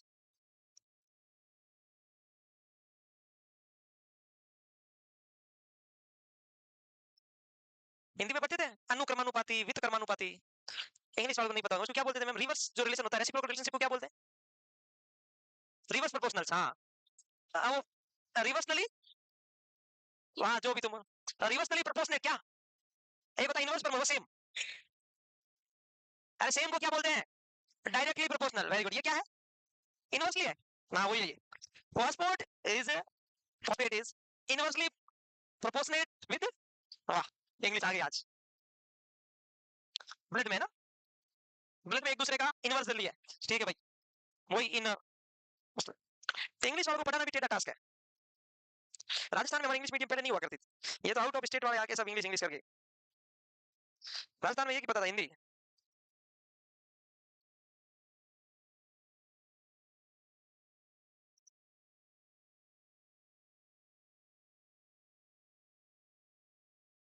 डन, हो गया। अब आपको समझ तो आ गया ना हाइपोपैथोलॉजी में क्या बताऊंगा, साइन क्या बताऊंगा? कॉज पहले मैं लिखूंगा, कॉज ऑफ हाइपोपैथोलॉजी। आप बताओ क्या क्या कॉज हो सकता है? कम से कम दो तो बता दो, बाकी याद छोड़ो। पोस्ट थायरॉइडोटॉमी, पोस्ट पैराथायरॉइडोटॉमी, भाई आपने थायराइड निकाल दी और पैराथायरॉइड निकल गए, दोनों निकाल दी, वो तो दो तो याद ही है। बाकी तुम चाहे पैराथायरॉइड इन्फ्लेमेशन बोलो नहीं बोलो जरूरी नहीं है भाई, दो तो मोस्ट कॉमन पता ही है, कॉज। हाइपोपैथोलॉजिज्म में बी ड्यू टू थायरॉइडोटॉमी, ये बार बार लिखा मैंने। और क्या क्या रीजन हो सकता है? हमारे ब्लड में कैल्शिटोनिन बढ़ जाए, हम कॉज पर हेडिंग नहीं लगेगी क्या? कॉज, इसमें कैल्शिटोनिन का लेवल बढ़ जाता है ना, तो लिख देना पैराथायरॉइड निकालने की वजह से, और थायराइड ग्लैंड निकालने की वजह से भी क्या हो जाता है कई बार, हाइपोपैराथायरॉइडिज्म हो जाता है। और लिख दो parathyroiditis, inflammation, injury, infection, trauma, tumour. वो एग्जाम में नहीं आने वाला, लिखो या मत लिखो, आपको डिपेंड करता है, नहीं आने वाला। क्योंकि कभी भी इन्फ्लेमेशन होता है तो ग्लैंड अफेक्ट तो होती है, तो उसमें हाइपर भी हो सकता है, हाइपो भी हो सकता है, वो डिपेंड करता है। ट्रॉमा में भी सेम बात है, इंजरी, इन्फेक्शन, ट्रॉमा सेम। हम आगे बढ़े। अब इसके साइन सिम्टम क्या है हाइपोपैराथायरॉइडिज्म? क्या है? वही जो अभी लिखे थे, अभी सारे 8 लिखे थे ना, कोई लिखेगा नहीं, सिर्फ 2 लिखना ईसीजी वाले, क्योंकि मैंने पहले लिखवाए नहीं है। बाकी जगह छोड़ देना 8 लाइन 10 लाइन, और 2 ईसीजी वाले लिख देना, है ना? साइन लिखो, लिखो साइन सिम्टम, इसके ऊपर लिखो हाइपोकैल्सिमिक साइन, और ऐसे करके 8 10 लाइन छोड़ दो, जो आपको पता है कौन सी छोड़नी है, जो अभी थोड़ी देर पहले पढ़े थे वही। हाइपोकैल्सिमिक साइन मतलब टिटेनी, प्लस ईसीजी में क्या चेंजेस आएगा तो पहले बता देता हूँ। ये है अपनी ईसीजी, ये है P wave, Q wave, R, अरे गलत हो गई, गलत हो गई ना। तुम चाहते हो मैं गलत करूं, P Q R S T, थोड़ा आगे लेना है। रुक जा रे बेवकूफ, रुक जा। कभी भी ऐसे नहीं मिटे ना, रब नहीं होना, पूरा रब हो जाना, देखिए स्कीम है।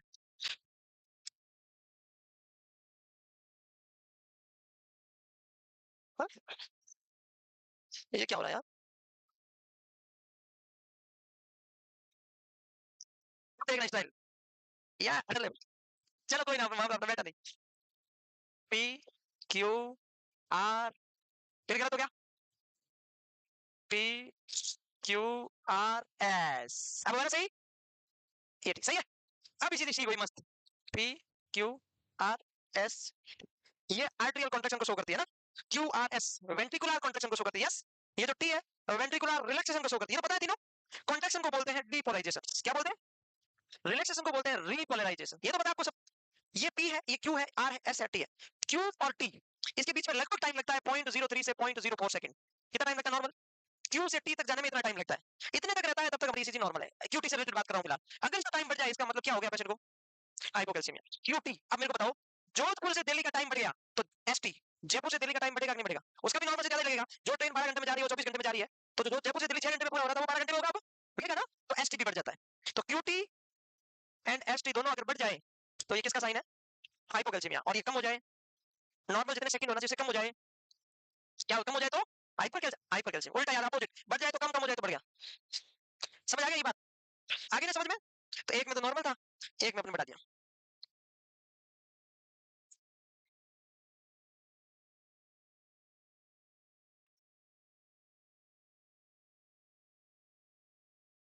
ये क्या है आर, ये क्या है, दो आर के बीच की दूरी डिस्टेंस मापने के लिए क्या करते हैं हम लोग,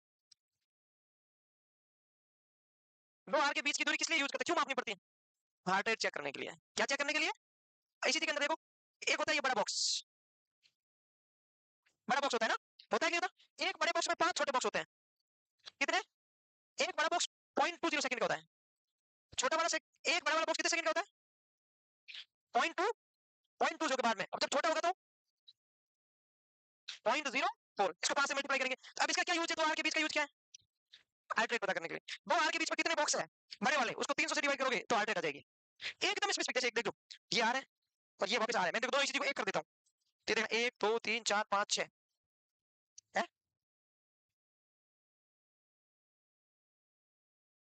अब तो मैं बता रहा हूँ ना, हाँ हाँ वो अभी बता रहा हूँ, हाँ, सही बात है। हाँ ये डिनोमिनेटर मतलब डिनोमिनेटर अपनी हार्ट रेट बस आएगा, अब मैं बता रहा हूँ, रुको बाप जी, अब मैं बता रहा हूँ, उसके लिए तसल्ली तो करो, मैं नीचे लिख दिया, अच्छा ऐसे लिख दिया, सुनो।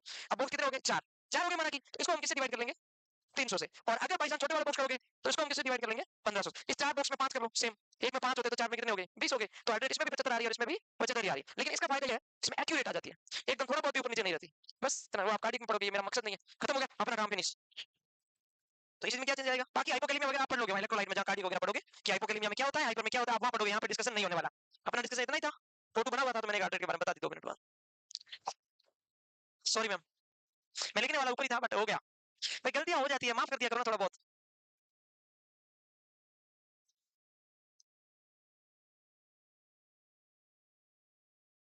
आपको कभी भी कोई भी क्वेश्चन आ रहा है ना, आंसर आ रहा है ना, तो प्लीज बोलना है ऐसे, जैसे गलत बोल दूं मैं या कुछ भी कर लूं, इससे एक चीज क्लियर हो जाती है। हम जब पढ़ाते हुए हमारे माइंड में जो चीज छप जाती है ना, वो 9 तक पहुंच जाती है, इस रिजल्ट में इसका नाम लिखना है। तो आपको कभी कुछ भी है ना, पीछे बैठे वालों को कुछ गलत भी बोल दूं, इनको पता ही नहीं पड़ता बेवकूफों को, ये बोल दिया मैं क्या लेना। तो बोलना करो, बोलने से ठीक रहता है, याद होता है, रिवीजन होता है, अपना काम फिनिश हो गया। मैनेजमेंट क्या करेंगे भाई हाइपो पैराथायरॉयडिज्म का, according to Koch, according to, तो लिखो कोच क्या है भाई, अगर ट्यूमर है तो क्यों निकालेंगे, नहीं निकालेंगे तब तक क्या करेंगे, मैनेजमेंट करेंगे जो भी होगा। कौन सा इंजेक्शन देंगे, पेशेंट को कैल्शियम ज्यादा है कम, कम है तो हम क्या देंगे, लिखो गिव, लिखो गिव, ये तो लिख दिया आपने, अकॉर्डिंग टू कोच। जो प्रॉब्लम है, इन्फ्लेमेशन है तो एंटीबायोटिक, ट्यूमर है तो ट्यूमर रिमूवल, तब तक give calcium gluconate. Calcium gluconate 10% का आता है एम्पुल, कितने परसेंटेज का आता है, कितना एमएल होता है, 10 ml। इसको कभी भी एनएस में डाइल्यूट नहीं करते, इसको कभी भी बोलस नहीं देते, कभी भी जैसे पोटेशियम को नहीं देते ना, इसको धीरे धीरे देते 20 से 30 मिनट, ऐसे नहीं पकड़ा लिया लिया टॉक्सिक हो जाएगा। Calcium gluconate 10% 10 ml in 10 to 20 ml distilled water. देखो 10 to 12 डिस्टिल्ड वाटर में भी दे सकते हैं, डेक्सट्रोज में भी दे सकते, कोई मना नहीं है। डेक्सट्रोज कोई भी 5% ही लेते हैं, मोस्टली कम वाले लेते हैं, एनएस नहीं लेना है। Give in 10 to 20 minutes infusion, bolus नहीं देना है ना, एकदम फास्ट नहीं। बोलस का मतलब क्या होता है, एडिनोसिन देते हैं जैसे, वैसे नहीं देना। तो कार्डियोटॉक्सिटी करता है, कम होता भी करता है, ज्यादा होने पे भी करता है। समझ में आ गया।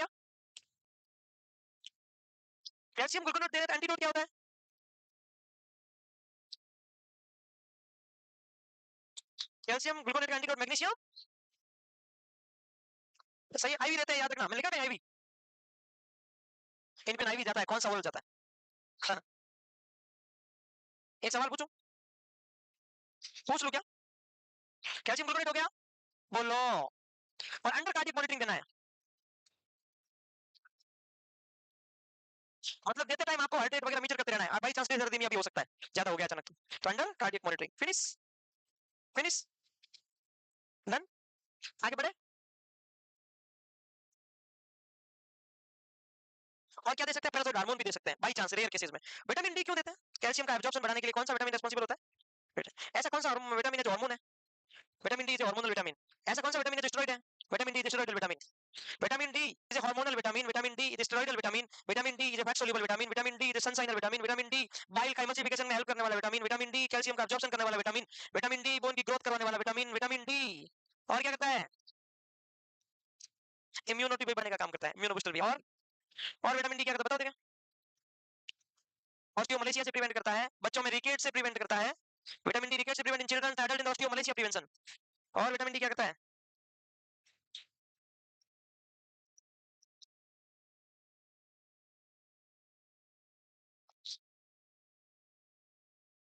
डन।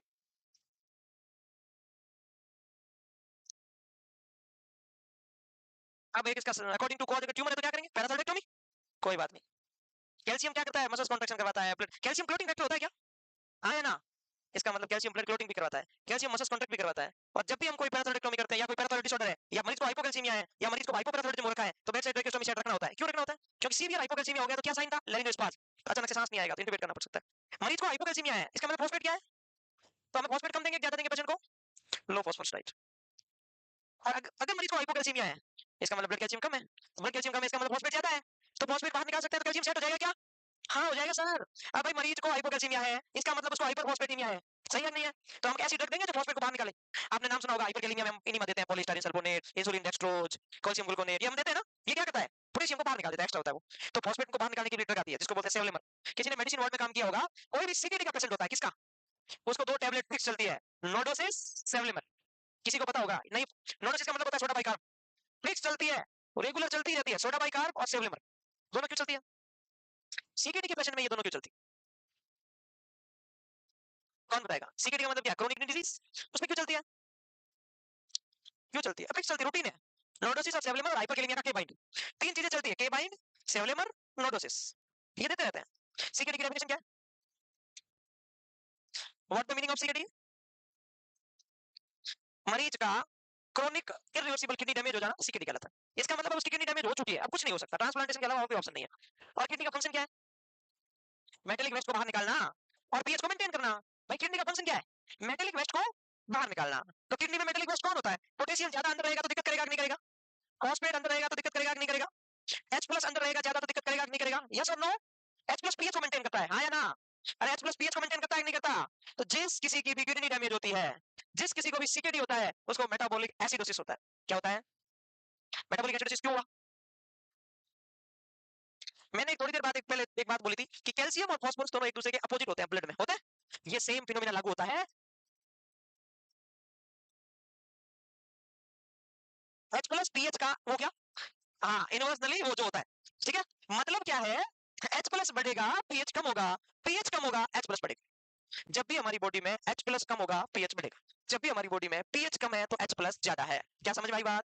एग्जांपल से देख लो, चाहिए अगर किसी की किडनी खराब है तो H प्लस बॉडी से एक्सक्रीट आउट नहीं होगा, इसका मतलब H प्लस बॉडी ब्लड में बढ़ गया, H प्लस बढ़ा तो पीएच कम हो गया, पीएच कम होने को मेटाबॉलिक एसिडोसिस। यस और नो? इसीलिए H प्लस एक्सक्रीट नहीं होता, इसलिए पीएच कम हो जाता है, इसीलिए हम लोग सोडा बाइकार्ब देते हैं। मेटाबॉलिक एसिडोसिस का कौन कम होता है? Soda bicarb. मेटाबॉलिक एसिडोसिस की डेफिनेशन क्या है? ऐसी कंडीशन जिसमें सोडा बाइकार्ब और पीएच दोनों कम हो जाती है, उस कंडीशन को मेटाबॉलिक एसिडोसिस बोलते हैं। तो हम क्या देते हैं बाहर से? Soda bicarb. तो H प्लस को मेंटेन हम क्या देते हैं? नोडोसिस नाम की एक टैबलेट आती है, क्या आती है जी? पढ़ा होगा कभी भी सीकेडी में देते हैं। तीसरी बात, मरीज की किडनी काम नहीं कर रही तो पोटेशियम बाहर नहीं जाएगा, तो ब्लड में क्या हो जाएगा? हाइपरकैलेमिया। तो इसके मैनेजमेंट के लिए 6 ट्रीटमेंट आते हैं, 6 ट्रीटमेंट होते हैं इसके। अतली नेबुलाइजेशन देते हैं, सल्ब्यूटामॉल, वो पोटेशियम को सांस से बाहर निकालता है। कैल्शियम ग्लूकोनेट देते हैं, ये क्या करता है कि पोटेशियम की वजह से जो डिसअर्थीमिया है उसको रिजॉल्व करता है।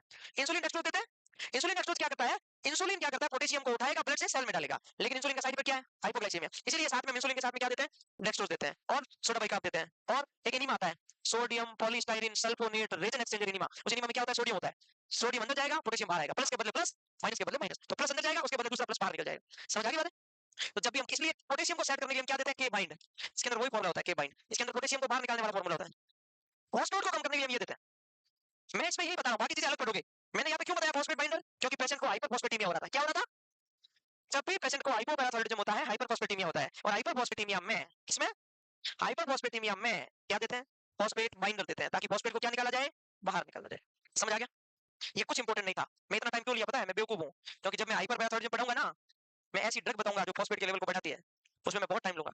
ऐसी ड्रग तो क्वेश्चन आएगा, एक होता है फॉस्फेट बाइंडर, एक होता है बिसफॉस्फोनेट, दोनों में क्या डिफरेंस है, यही कहना चाह रहा था।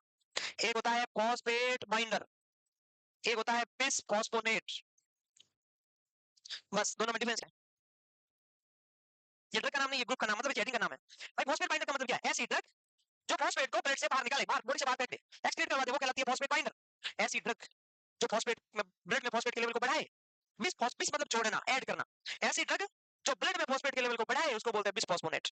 तो हाइपोपैराथायरॉयडिज्म में हाइपरफॉस्फेटेमिया हो रहा था, हाइपोफॉस्फेटेमिया, तो हम क्या दे रहे थे, फॉस्फेट बाइंडर। अभी हम नेक्स्ट डिसऑर्डर पढ़ेंगे, उसका नाम है हाइपरपैराथायरॉयडिज्म। क्या पढ़ेंगे, उसमें हाइपरकैल्सीमिया है, हाइपोकैल्सीमिया। उसमें क्या हाइपरकैल्सीमिया, हाइपो, हाइपरपैराथायरॉयडिज्म में ब्लड कैल्शियम ज्यादा या कम, तो ज्यादा है तो फॉस्फेट कम। फॉस्फेट क्या है, तो हम ऐसी ड्रग देंगे जो फॉस्फेट के लेवल को बढ़ाती है, उसको बोलते हैं बिसफॉस्फो। बस ये याद रखना। आप आगे आगे वाली चीज में सिर्फ इस पे फोकस करना और कहीं मत करना। हेडिंग लगाओ हाइपरपैराथायरॉयडिज्म, लिखो जल्दी। पीटीएस का सीक्रेशन ज्यादा, कौन सी ग्लैंड, पैराथायरॉयड ग्लैंड, इसकी वजह से हाइपरकैल्सीमिया। हाइपरकैल्सीमिया मतलब हाइपोफॉस्फेटेमिया। नॉर्मल पीटीएस का लेवल कितना होता है, 10 to 65 पिकोग्राम पर एमएल। पीजी का मतलब पिकोग्राम, पीजी का मतलब पिकोग्राम, पीजी का मतलब पिकोग्राम, पीजी का मतलब पिकोग्राम। ठीक, पूछोगे उससे पहले बता दो।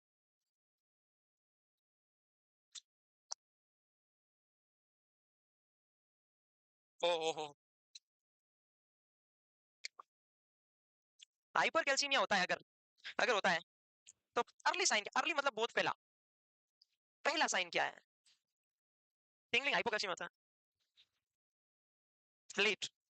इसी से बाद में आता है, स्टार्टिंग में थोड़ी आता है।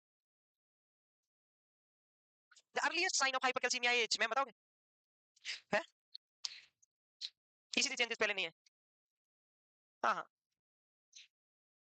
क्या, very good very good very good very good.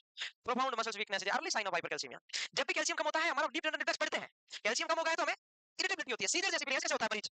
Hypocalcaemia में ओवर एक्टिविटी करता है, हाइपरकैल्सीमिया में वीक हो जाती है मसल्स। मसल्स क्या हो जाती है, इसको बोलते हैं प्रोफाउंड मसल्स वीकनेस। ये बहुत अच्छा साइन बताया मैम आपने, थैंक यू सो मच। कोई ना, बताना भी चाहिए। थैंक यू सो मच बोलना गुना थोड़ी है।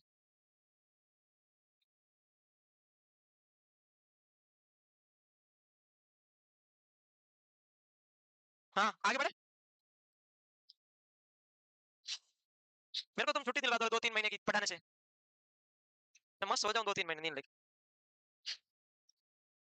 हो गया, पैराथायरॉयड का इन्फ्लेमेशन हो जाए, थायराइड का इन्फ्लेमेशन हो जाए, कैल्शिटोनिन का लेवल कम हो जाए, कोई ट्यूमर हो जाए, या फिर मैग्नीशियम का लेवल चेंज हो जाए, इसकी वजह से क्या हो सकता है, हाइपरकैल्सीमिया हो सकता है, मतलब हाइपरपैराथायरॉयडिज्म हो सकता है। कैल्शिटोनिन वाला तो समझ में आ गया होगा कि ब्लड कैल्शियम कम होता है, सॉरी कैल्शिटोनिन कम होता है तो कैल्शियम बढ़ता है। हाँ या ना, भाई कैल्शिटोनिन कम होता है तो कैल्शियम बढ़ता है, तो मैंने लिख दिया डिक्रीज कैल्शिटोनिन, कॉज है, मैनेजमेंट नहीं है, ये कॉज है। हाइपरपैराथायरॉयडिज्म का कॉज है किसी कारणवश कैल्शिटोनिन का सीक्रेशन कम हो जाना, तो कम हो जाता है तो हाइपरपैराथायरॉयडिज्म के साइन आ गए। ट्यूमर दो टाइप के होते हैं वैसे, एक होता है सप्रेसरी ट्यूमर, एक होता है एक्साइटरी ट्यूमर। एक्साइटरी ट्यूमर का मतलब ये होता है वो ट्यूमर जो किसी ग्लैंड को स्टिमुलेट करे, तो एक्साइटरी। ऐसा ट्यूमर जो किसी ग्लैंड को सप्रेस करे, तो वो सप्रेसरी ट्यूमर। किसमें आएगा, स्टिमुलेट हो रही है, ज्यादा सीक्रेशन हो रहा है पीटीएच का, इसका मतलब एक्साइटरी ट्यूमर। पूरा समझ में आ रहा है ना, राजवर्धन जगह चेंज करने से ज्यादा समझ में आता है ना, ये मैं नोटिस किया था। कभी उधर कभी इधर, कभी कौन सा पिलर है, सारे पिलर चेक कर लिए होंगे, पिलर को अच्छी मसाज दे दी होगी बैक रब कर करके, मस्त है ना, है सही है कि नहीं, बोल तो जा, फिर क्यों चेंज करता रोजाना जगह, जगह पसंद नहीं आती कि लोग, जगह, लोग, तो क्या पसंद नहीं आता, खुद पसंद नहीं आता, आप पसंद नहीं आते, अलग अलग एंगल से देखेंगे तो ज्यादा पसंद आएंगे। बेवकूफ हो गया। अब आता है साइन, साइन सिम्टम, पहला sign earlier sign fatigue bone पे। अरे सुनो, जब हाइपर पैराथायरॉयडिज्म होगा तो बोन में कैल्शियम ज्यादा होगा कम, अरे हाइपर पैराथायरॉयडिज्म होगा तो बोन में कैल्शियम ज्यादा होगा कम, तो बोन थकेगी, बोन मस्त रहेगी, तो बोन में दर्द होगा, बोन में दबाने पे की आवाज आएगी, उसको बोलते हैं bone pain tenderness. Very good. तो fatigue, bone pain, muscles weakness, risk of osteoporosis, risk of, जिसको बोलते हैं पैथोलॉजिकल फ्रैक्चर या इसको बोलते हैं सेकेंडरी फ्रैक्चर। कौन सा फ्रैक्चर? हाइपरकैल्सीमिया होता है तो डायरिया या कॉन्स्टिपेशन? भाई हाइपरकैल्सीमिया होता है तो मसल से जो अपना क्या बोलते हैं, मेरे को नाम ही नहीं आता, जो नर्व एंडिंग होती है उससे जो टर्मिनल से जो मैसेज निकलता है पोस्ट सिनेप्टिक प्लेट से, वो डिक्रीज हो जाता है। तो GIT is second nervous system, तो जीआईटी में ज्यादा स्टिमुलेशन नहीं होगा तो जीआईटी हाइपो एक्टिव हो जाएगा, तो उसको उस वजह से मैसेज को कॉन्स्टिपेशन होगा। और हाइपोकैल्सीमिया में डायरिया होता है। रुक जाओ,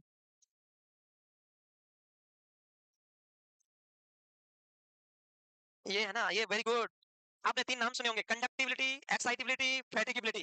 नाम सुने? तो आप नर्वस सिस्टम में पढ़ोगे pre synaptic, synaptic, post synaptic. ये क्या है? कैल्शियम कम होना भी वही साइन देता है जो मैक्सिमम ज्यादा होने पे देता है। तो जैसे आप बोल रहे हो, आपका क्वेश्चन क्या था ये बताना। हाँ, ऐसा कैल्शियम का लेवल जब नॉर्मल से पावर मोमेंटम तब बढ़ेगा जब ये नॉर्मल रेंज में रहता है। ये नर्व की एक स्पेशल फीचर होती है, नर्व को एक पर्टिकुलर मोमेंट के ज्यादा स्टिमुलेट करने पर उसका मूवमेंट बढ़ता नहीं है। ये आपको नर्व सिस्टम में समझ 1 घंटे की क्लास है पूरी, मसल्स कॉन्ट्रैक्शन और फिजियोलॉजी ऑफ मसल्स कॉन्ट्रैक्शंस। आपको सर पढ़ाएंगे नर्व सिस्टम हो गया क्या, उसके अंदर पढ़ा होगा आपने कि कम होता है तो भी दिक्कत करता है और ज्यादा होने पर भी हाइपरकैल्सीमिया है। आप सोचोगे सर ब्लड में कैल्शियम तो ज्यादा जा रहा है तो पोस्ट सिनेप्टिक में एक्टिवेट होना चाहिए कैल्शियम, और कैल्शियम तो कंडक्शन करवाना चाहिए, लेकिन ये नहीं होता। इसका मैकेनिज्म ये है कि कैल्शियम का लेवल ब्लड में नॉर्मल से ज्यादा हो रहा है, इसका कहीं ना कहीं रिलेशन यही है कि मसल्स वीक हो रही है, क्योंकि मसल्स को वो जो स्टिमुलेशन नॉर्मल कैल्शियम पे मिल रहा था वो ज्यादा होने पे नहीं मिल रहा है, बिकॉज़ नर्व काम नहीं कर पाती। ये आप वहीं उसका मैकेनिज्म है पूरा, मैं यहाँ पढ़ूंगा तो मेरे को 30-40 मिनट लग जाएंगे।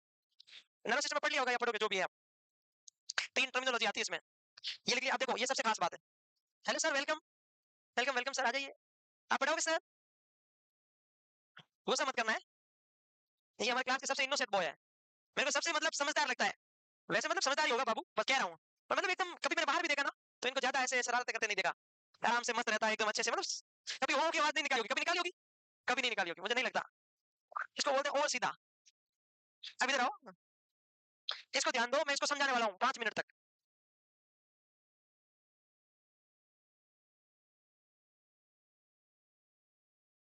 बॉडी में कुछ कुछ लोग ऐसे होते हैं जो बहुत ज्यादा अपनी दादागिरी दिखाते हैं। जब भी हमारी बॉडी में ब्लड ग्लूकोज ज्यादा होता है, ब्लड ग्लूकोज ज्यादा होता है तो किडनी को ग्लूकोज ज्यादा जाएगा कम जाएगा? अरे ज्यादा जाएगा कम? ज्यादा ही जाएगा ना। ज्यादा ही जाएगा, कम कैसे जाएगा? ज्यादा जाएगा। अब ये एक मैं ग्लोमेरुलर मेम्ब्रेन बना दी। नॉर्मल ग्लूकोज जाता है, माना कि 70 से 110 होता है, देखना आप।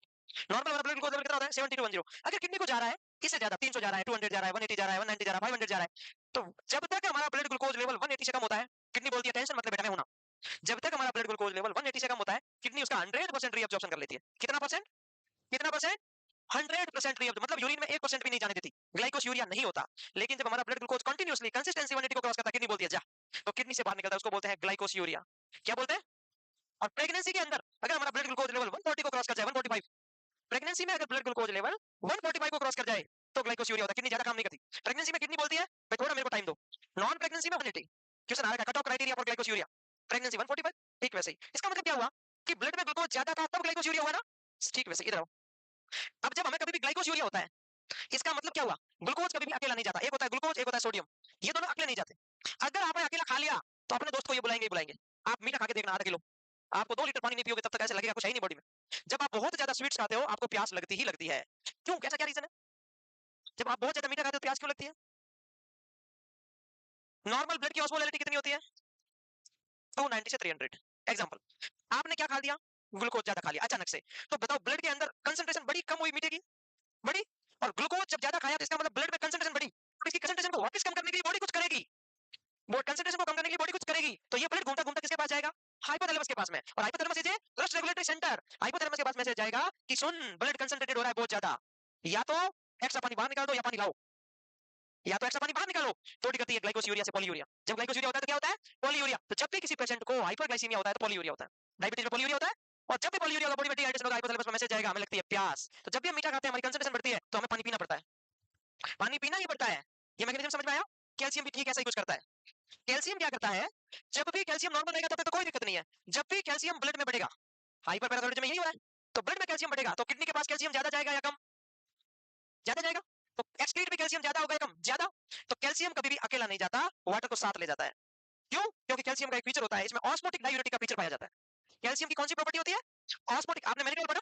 मेडिकल क्या होता है? Hypertonic osmotic diuretic. तो ये हाइपरटोनिक नहीं बट ऑस्मोटिक वीक डाययूरेटिक है। Calcium is weak diuretic. तो कैल्शियम ब्लड में ज्यादा होगा तो किडनी से ज्यादा बाहर निकलेगा, और कैल्शियम अकेला नहीं जाएगा क्योंकि ऑस्मोसिस का काम करता है। ऑस्मोसिस का मतलब है पानी को अपनी तरफ खींचना। तो ये पॉलीयूरिया करवाता है। तो हाइपरकैल्सीमिया होता है तो पॉलीयूरिया होता है। मैं ये कहना चाह रहा था, कभी क्या कहना चाह रहा था कि जब भी हाइपरकैल्सीमिया होता है तो पॉलीयूरिया होता है, क्योंकि इसमें ऑस्मोसिस पाया जाता है। समझ में आ गया? ये बात समझ में आ गई? अभी कुछ नहीं हुआ है, अभी ये लास्ट वाला टॉपिक ये था, इस लाइन को समझा दिया मैंने पूरा। ये लाइन समझ में आ गई? ये लाइन समझ में आ गई कि जब भी हाइपरकैल्सीमिया होगा तो पॉलीयूरिया होगा, because of osmotic diuresis features. Because of osmotic diuresis features, calcium weak diuretic की तरह काम करता है, तो कैल्शियम बाहर निकलता है तो अकेला नहीं निकलता है, ऑस्मोसिस का मतलब है अपनी वाटर को साथ लेके निकलता है, तो पॉलीयूरिया हो गया। समझ में आई क्या बात? अब एक बात बताओ, अब एक बढ़िया बात बोलूं, आप जिंदगी भर याद रखना। कब तक? जिंदगी भर याद रखना। ये सारे लिखती है, अब इसी चेंजेस बताने की जरूरत नहीं है, ये बात बतानी पड़ेगी। इसी चेंजेस पता है, बाद में बताऊंगा, सुनो। ये है हमारा हार्ट, ये है हमारा लेफ्ट वेंट्रिकल्स, ये है एरोटा। तो कुल मिला के मैं सीधा भेज देता हूं एरोटा को। सबसे ज्यादा कार्डियक आउटपुट कहां जाता है? किडनी को। नॉर्मल ब्लड कैल्शियम होता है 8.5 टू 10.5, ठीक है। मैंने आपको क्या पढ़ना है, हाइपर पैराथायरॉयडिज्म या हाइपो? हाइपर का मतलब हाइपरकैल्सीमिया या हाइपोकैल्सीमिया, इसका मतलब ब्लड में कैल्शियम ज्यादा या कम। तो जो किडनी है, तो किडनी में कैल्शियम ज्यादा जाएगा कम? आप बताओ। किडनी, आप कभी त्रिपोलिया मार्केट गए हो? दिल्ली में चांदनी चौक गए हो? ऐसी जगह गए हो जहाँ रोड 8 फीट की है और गाड़ियां चल रही है 50-50 एक साथ, फंस रही है साइड में दुकानों में गाड़ियां चलती चलती एक, हाँ वो घंटा कर गए होंगे कुछ लोग, जगह नहीं है। तो किडनी में भी ऐसा ही मामला है, ब्लड कैल्शियम आ गया ज्यादा, और किडनी में इतने यू टर्न है, एल टर्न है, वी टर्न है, पता नहीं फर्जी फर्जी, तो ये किडनी, ये निकला यूरेटर, निकला। तो यहाँ पर जंक्शन, यहाँ पर जंक्शन, यहाँ पर जंक्शन, जंक्शन समझते हो? मोड़, तुम यहाँ से उधर गंदे नाले की तरफ जाते हो, विद्यापीठ की तरफ जाते हो, बीच में छोटे छोटे मोड़ आते हैं, फिर ऐसे ऐसे टर्न लेते हो, ठीक है वैसे ही। तो किडनी से भी क्या होता है, ये ब्लेडर, फिर ये यूरेथ्रा, तो ब्लेडर से पहले वाला जंक्शन, यहाँ पर जंक्शन, जहाँ मुड़ा यहाँ जंक्शन, यहाँ पर जंक्शन, इसमें बहुत सारे पेल्विस होते हैं, यहाँ पर जंक्शन, छोटे छोटे हर जगह जहाँ पे यूरिन बनता है। तो ब्लड कैल्शियम ज्यादा है, most common stone is calcium stone. आपकी बॉडी में मोस्ट कॉमन स्टोन कौन सा होता है किडनी में? कैल्शियम स्टोन, और वो आ गया, मतलब किडनी में बाटे भर जाएंगे। क्या भर जाएंगे? बाटे मतलब पत्थर। तो रीनल स्टोन कौन सी डिजीज में होता है? हाइपोपैराथायरॉयडिज्म या हाइपरपैराथायरॉयडिज्म? किसमें? तो याद रखना, जब भी हम हाइपरपैराथायरॉयडिज्म पढ़ेंगे तो पॉलीयूरिया पढ़ेंगे साइन में, जब भी हम हाइपरपैराथायरॉयडिज्म पढ़ेंगे तो रीनल स्टोन पढ़ेंगे, क्योंकि कैल्शियम ज्यादा है तो कहीं ना कहीं फंस जाएगा, कहीं ना कहीं किडनी में पत्थर भर जाएंगे, उसको बोलते हैं रीनल स्टोन। क्या समझ में आया? आया ना? अब सुनो, अब यहाँ से एक छोटी सी पाइप जा रही है, उस पाइप में जगह जगह ऑब्स्ट्रक्शन है, उसमें रुकने का चांसेज है, तो मैं क्या कर सकता हूँ, रुके नहीं, पीछे से फोर्स डाल सकता हूँ, पीछे से क्या कर सकता हूँ, पानी का प्रेशर डाल सकता हूँ। तो पानी का प्रेशर कैसे आएगा? हाइपर पैराथायरॉयडिज्म के पेशेंट को कम से कम पूरे दिन में 3 लीटर पानी पिलाना है। कितना? क्वेश्चन आता है, हाइपर पैराथायरॉयडिज्म में फ्लूइड रेस्ट्रिक्ट करना है या फ्लूइड एक्स्ट्रा देना है? क्यों? क्योंकि जहां जहां जंक्शन है, आप पानी पियोगे नहीं तो यूरिन बनेगा नहीं, यूरिन बनेगा नहीं तो जगह फ्लूइड नहीं जा रहा, तो कहीं ना कहीं कैल्शियम जमा हो जाएगा, क्योंकि कैल्शियम पानी के साथ जाएगा ना। और नीचे से आप पानी पी रहे हो, फुल पी रहे हो, तो ज्यादा आ रहा है, ज्यादा आ रहा है, तो ले, नहीं छोटा सा कैल्शियम आया, जोर से प्रेशर मारा, दे देना देन प्लस। यस और नो? अरे सही है ये। तो क्या करना चाहिए? कैल्शियम ज्यादा हो तो पानी ज्यादा पीना चाहिए। मैनेजमेंट समझ में आ गया क्या? बस। ज्यादा कैल्शियम आता है तो किडनी बेचारी इतना रीअब्जॉर्ब नहीं कर पाती है जितना करना चाहिए। वेट लॉस हो सकता है पॉलीयूरिया की वजह से, हाइपरटेंशन भी हो सकता है, इसके दोनों के रेशनल मत पूछना मेरे से, हो सकता है, और होता भी, हाइपो नहीं होगा। एनोरेक्सिया नोजिया वोमिटिंग भी होता है। हाइपरपैराथायरॉयडिज्म में एनोरेक्सिया नोजिया याद नहीं रखो तो भी चल जाता, बट आपको याद हो जाएगा। ब्लड में कैल्शियम ज्यादा या कम? तो ब्लड सप्लाई आर्टेरियल ज्यादा होगी या कम हर जगह? तो कैल्शियम की ज्यादा सप्लाई होगी, स्टोमक में कैल्शियम ज्यादा जाएगा या कम, स्टोमक आर्टरी से ज्यादा। कैल्शियम इरिटेट करता है, कैल्शियम क्या करता है? तो हाइपर एसियल के अंदर कैल्शियम ज्यादा होगा तो आपको एनोरेक्सिया होगा, नोजिया होगा, वोमिटिंग होगा, may be due to calcaemic HCL. HCL में कैल्शियम ज्यादा होने की वजह से ये हो सकता है, एपिगेस्टिक पेन हो सकता है, कार्डियक डिसरथीमिया, इसी चेंज लिख देना, इसी में शॉर्ट क्यूटी और शॉर्ट एसटी। पूरा हाइपरपैराथायरॉयडिज्म समझ में आ गया होगा, साइन वगैरह सब। कुछ लोग बोल रहे हैं सर रीनल स्टोन को समझाने में इतना टाइम कौन लेता है? हाँ, मैं लेता है, और कौन है ना मैम? ठीक। ये आपको बोले डांस, डांस करना, क्या मैम बताओ, डांस करना लगेगा ना, चमक चलो वाला? कौन सा? चुन्नी में लगा लो भाई, चुन्नी में डांस। अब मैनेजमेंट पढ़ ले, मैनेजमेंट में क्या करेंगे हम, कैल्शियम कम करेंगे ज्यादा, तो क्या करें, काट के बॉडी काट के कैल्शियम निकालना बाहर? कैल्शियम कम कैसे करेंगे भाई? कैल्शियम कम करना है, बस एक ही फंडा है, कैसे करेंगे? दिमाग लगा लो कुछ सर। कौन सा हार्मोन कैल्शियम कम करता है? Blood calcium, calcitonin. तो हम कैल्शिटोनिन देंगे, और बताओ कैल्शिटोनिन क्या करता है? ब्लड कैल्शियम को कम कर देता है, और कैल्शियम ज्यादा है ना, इसका मतलब कम कौन है? फॉस्फेट। हम क्या करेंगे, फॉस्फेट दे देंगे तो कैल्शियम कम हो जाएगा, यस खत्म होगी डिजीज। बेवकूफो, सिंपल है।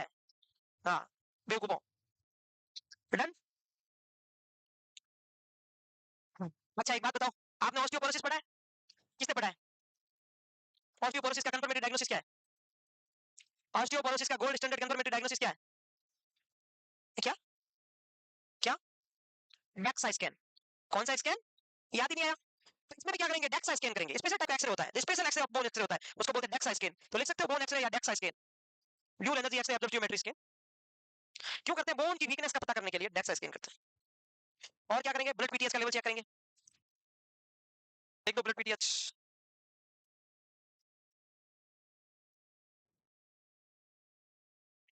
पता है कुछ लोगों के मन में ये भी आया होगा, हाइपोपैराथायरॉयडिज्म पढ़ा है तब तो इन्वेस्टिगेशन पढ़ा ही नहीं। तो मैंने एमएसएन स्टार्ट करी उस दिन ही बोला था, किसी का डायग्नोसिस इंपॉर्टेंट होता है, किसी का नहीं होता। उसमें कुछ है ही नहीं स्पेशल। इसमें है डेक्सा स्कैन याद रखना है, ऑस्टियोपोरोसिस में करते हैं तो जेसी में भी करेंगे। हो गया क्या? अब आएगा मैनेजमेंट। क्या आएगा? मैनेजमेंट। क्या आएगा? वो खूब होते हैं, मैं ऑस्टियोपोरोसिस नहीं पढ़ा रहा, मैं बस ये हल्का सा बता, खूब होते हैं वो, आप स्केलेटल सिस्टम में पढ़ोगे, ये होता है, वो होता है, वो होता है, बहुत सारे होते हैं। लेकिन मैं यहाँ पे ओनली ओनली अब मैनेजमेंट आता है। किसका मैनेजमेंट करना है? हाइपर कैल्सीमिया का मैनेजमेंट। बस माइंड में एक ही चीज रखो, कैल्शियम कम करना है। तो हम ऐसी ड्रग देंगे जो फॉस्फेट को बढ़ाए। फॉस्फेट बढ़ेगा तो कैल्शियम क्या हो जाएगा? कम। तो गिव बिसफॉस्फोनेट जो कि ऑस्टियोक्लास्ट को रोकेगी, बोन की रिजॉर्प्शन को अच्छे से मेंटेन, मतलब कम करेगी। मेंटेन का मतलब इनहिबिट है, इनहिबिट बोन रिजॉर्प्शन। इसमें चार नाम है, alendronate, ibandronate, risedronate, zoledronate, dronate, dronate, dronate, dronate, dronate. पहले ए आता है कि पहले आई आता है? फिर आता है ए, आई, आई बाद में आता है ना। पहले कौन आता है, फिर कौन आता है? ये भी पढ़ा होगा तुमने, ऑस्टियोपोरोसिस का ट्रीटमेंट है ये ड्रग सारी। जो हाइपरपैराथायरॉयडिज्म का ट्रीटमेंट है वही ऑस्टियोपोरोसिस का ट्रीटमेंट है, तुम पढ़ोगे स्केलेटल में सेम ड्रग है। जोलेंड्रोनिक एसिड, जोलेंड्रोनेट, कैल्सिटोनिन, ये सारी पढ़ोगे तुम। अच्छा कोई मुझे बता सकते हो ए और आई में? एक है एलेंड्रोनेट और एक इबांड्रोनेट, ये सारी क्या है? बिसफॉस्फोनेट है। क्या है? बिसफॉस्फोनेट। क्या है? बिसफॉस्फोनेट। ऐसी ड्रग जो फॉस्फेट के लेवल को बढ़ाए। फॉस्फेट का लेवल बढ़ेगा तो क्या हो जाएगा? ऑस्टियोक्लास्ट नहीं होगा, बोन रिजॉर्प्शन नहीं होगी, नहीं, बोन स्ट्रांग हो जाएगी। आपने सब लिख लिया? एक बात बताऊं, लिख लिया? अभी टाइम है। पहले कौन आता है, फिर कौन आता है? पहले 30 मिनट आते हैं कि पहले 60 मिनट आते हैं? इसको बोलते हैं इनवर्सली प्रोपोर्शनेट इंटेलिजेंस। पहले कितना आता है? 30 मिनट होता है 60? कुछ लोग बोले सर 60 हो सकता है। जब आप लोग हाइपरपैराथायरॉयडिज्म का मैनेजमेंट कर रहे हैं, किसी को एलेंड्रोनेट दे रहे हैं, एलेंड्रोनेट दिया जाता है, कैसे दिया जाता है? इबंटोनेट कैसे दिया जाता है? ओरली। जब आप किसी पेशेंट के हाइपरकैल्सीमिया का मैनेजमेंट कर रहे हैं, हाइपरपैराथायरॉयडिज्म का मैनेजमेंट कर रहे हैं, एलेंड्रोनेट दे रहे हैं, कौन सी ड्रग दे रहे हैं? तो पेशेंट को 30 मिनट तक, कितना मिनट तक सुलाना? सुलाना है या नहीं सुलाना है? नहीं सुलाना है। और जब किसी पेशेंट को इबंटोनेट दे रहे हो, 60 मिनट तक सुलाना नहीं है, उसका आई पाउडर पोजीशन में रखना है ऐसे। मतलब उसका इसोफेगस स्टोमक से ऊपर रखना है बस। सोएगा तो क्या हो जाएगा? या इसोफेगस है या स्टोमक है, तो रिवर्ट हो सकती है। किसी भी हालत में ड्रग वापस रिवर्ट नहीं आनी चाहिए, इसोफेगस में नहीं आने देनी है बस। इसोफेगस में एक ही कंडीशन है, मरीज को ड्रग देके बैठा रखो, not like at least 30 minute in the alendronate और 60 मिनट इन द इबांटोनेट। क्या समझ में आया? ये ऑप्शन नहीं भी हो सकता है। तो क्या हो सकता है कि बिसफॉस्फोनेट ओरली देते हो तो क्या रूल है? तो आपको दोनों को रेंज बना लो कि जब भी हम बिसफॉस्फोनेट देते हैं तो 30 से 60 मिनट तक पेशेंट को सोने नहीं देना है। सिर्फ बिसफॉस्फोनेट नाम आ जाए तो रेंज आ जाएगी, क्योंकि बिसफॉस्फोनेट में तो दोनों ही आती है, 30 और 60 वाली, तो रेंज लिख देंगे 30 टू 60 मिनट। स्पेशली एलेंड्रोनेट आ जाए तो 30, इबांटोनेट आ जाए तो 60। क्या ये बात भी समझ में आ गई? अगर मैं क्वेश्चन पूछ लूं, ये ड्रग कौन से पेशेंट में कॉन्ट्राइंडिकेटेड है? जो लोग बैठ नहीं सकते, जो लोग बैठ नहीं सकते। तीसरा, जिसको ऑलरेडी इसोफेगाइटिस है, तो उसमें रिस्क है, रिफ्लक्स हो गई तो उसको क्या हो जाएगा? रिफ्लक्स इसोफेगाइटिस हो जाएगा। तो कुल मिला के मेरे कहने का मतलब इस ड्रग का साइड इफेक्ट है रिफ्लक्स इसोफेगाइटिस। ड्रग का साइड इफेक्ट क्या है? तो जब ये ड्रग जाती है अंदर, अगर आपने सुला दिया वापस आ गई तो इसोफेगस का इन्फ्लेमेशन कर देगी। किसका इन्फ्लेमेशन कर देगी? क्या समझ में आया? क्लियर समझ में आ गया? कोई डाउट नहीं है? Very good. अब इस ड्रग के तीन खास फीचर्स है। इस ड्रग को एम्प्टी स्टोमक देना है, लेकिन पानी के साथ देना है, देने के बाद बैठे रखना है। तीन खास फीचर है, क्या क्या है? Empty stomach, with water and not lying. Not lying समझ में आ रहा है मैं क्या बोल रहा हूँ? विद वाटर देना है, बिफोर ब्रेकफास्ट देना है, सोलाना नहीं है। Not to lie down after 30 minute of alendronate और 60 मिनट ऑफ इबांटोनेट। कॉन्ट्राइंडिकेशन, जिसको इसोफेगल का कोई डिसऑर्डर है या ऐसा पेशेंट जो कम से कम 30 मिनट बैठ नहीं सकता है, एडवर्स इफेक्ट अगर दे दी तो फिर भी कई बार रिस्क क्या रहता है? इसोफेगाइटिस और मसल स्पैन भी कई बार होता है, ऐसा बोलते हैं। क्यों होता है मसल स्पैन का पता नहीं पड़ता है। आपको इसोफेगाइटिस याद रखना है। ये हो गया आपका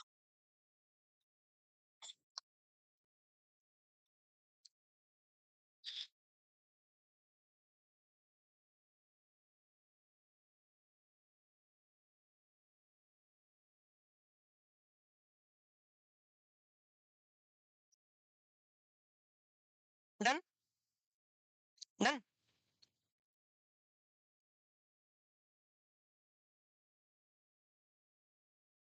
गर्ल्स ज्यादातर अपना नेल पेंट वही रखती है जो उनके कपड़ों का कलर होता है, रोजाना चेंज करते हो तुम लोग। कैसे कैसे लोग इतना टाइम, पढ़ाई कर लो, ये कुछ काम नहीं आएगा। मैं बता रहा हूँ, पढ़ाई कर लो अच्छे से। इतना टाइम मतलब इसमें भी कम 15-20 मिनट तो लगते होंगे उतारने में। उतरता कैसे ये वापस नेल पेंट उतरता कैसे? आता है, उसमें भी 10-15 मिनट लगते होंगे। है, उतरने में टाइम तो लगता ही है। कितना मिनट? 1 मिनट उतर जाता है। राहुल कल तू भी लगा के आएगा मस्त, ऐसे बढ़िया नेल पेंट नहीं हो, थोड़ा स्टाइलिश है, मैं बता रहा हूँ सच में 80% में मान लेंगे। एग्जाम भर देना फीमेल फॉर्म, फिर बाल पूरे लास्ट में रेड करवा देना यहाँ से एंड पर, नई टेक्नोलॉजी से नाम बना देना राहुल ही।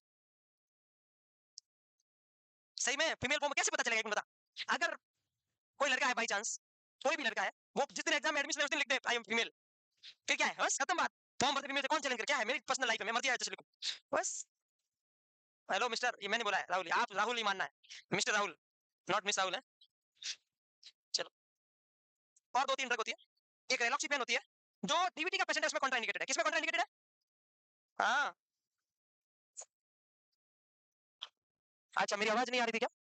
नहीं आ रही थी तो नाक पे था, तो क्या हो गया, नाक पे नहीं हो सकता? हाँ, अब नाक के बीच में काट दें? बेवकूफ, देखो और इंटेलिजेंट नहीं बनना।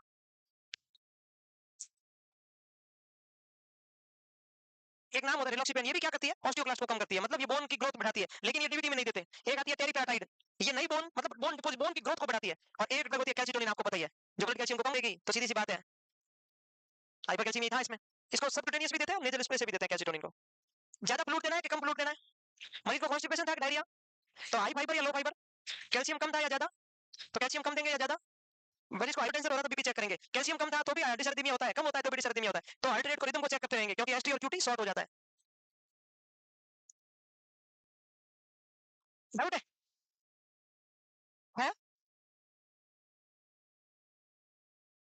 टेरिपेराटाइड पीटी हार्मोन को बोलते हैं, श्योर? समझा नहीं? ये हो सकता है, एक मिनट मैं इसको चेक करके बताता हूँ। टेरिपेराटाइड पीटी को बोलते हैं, sure?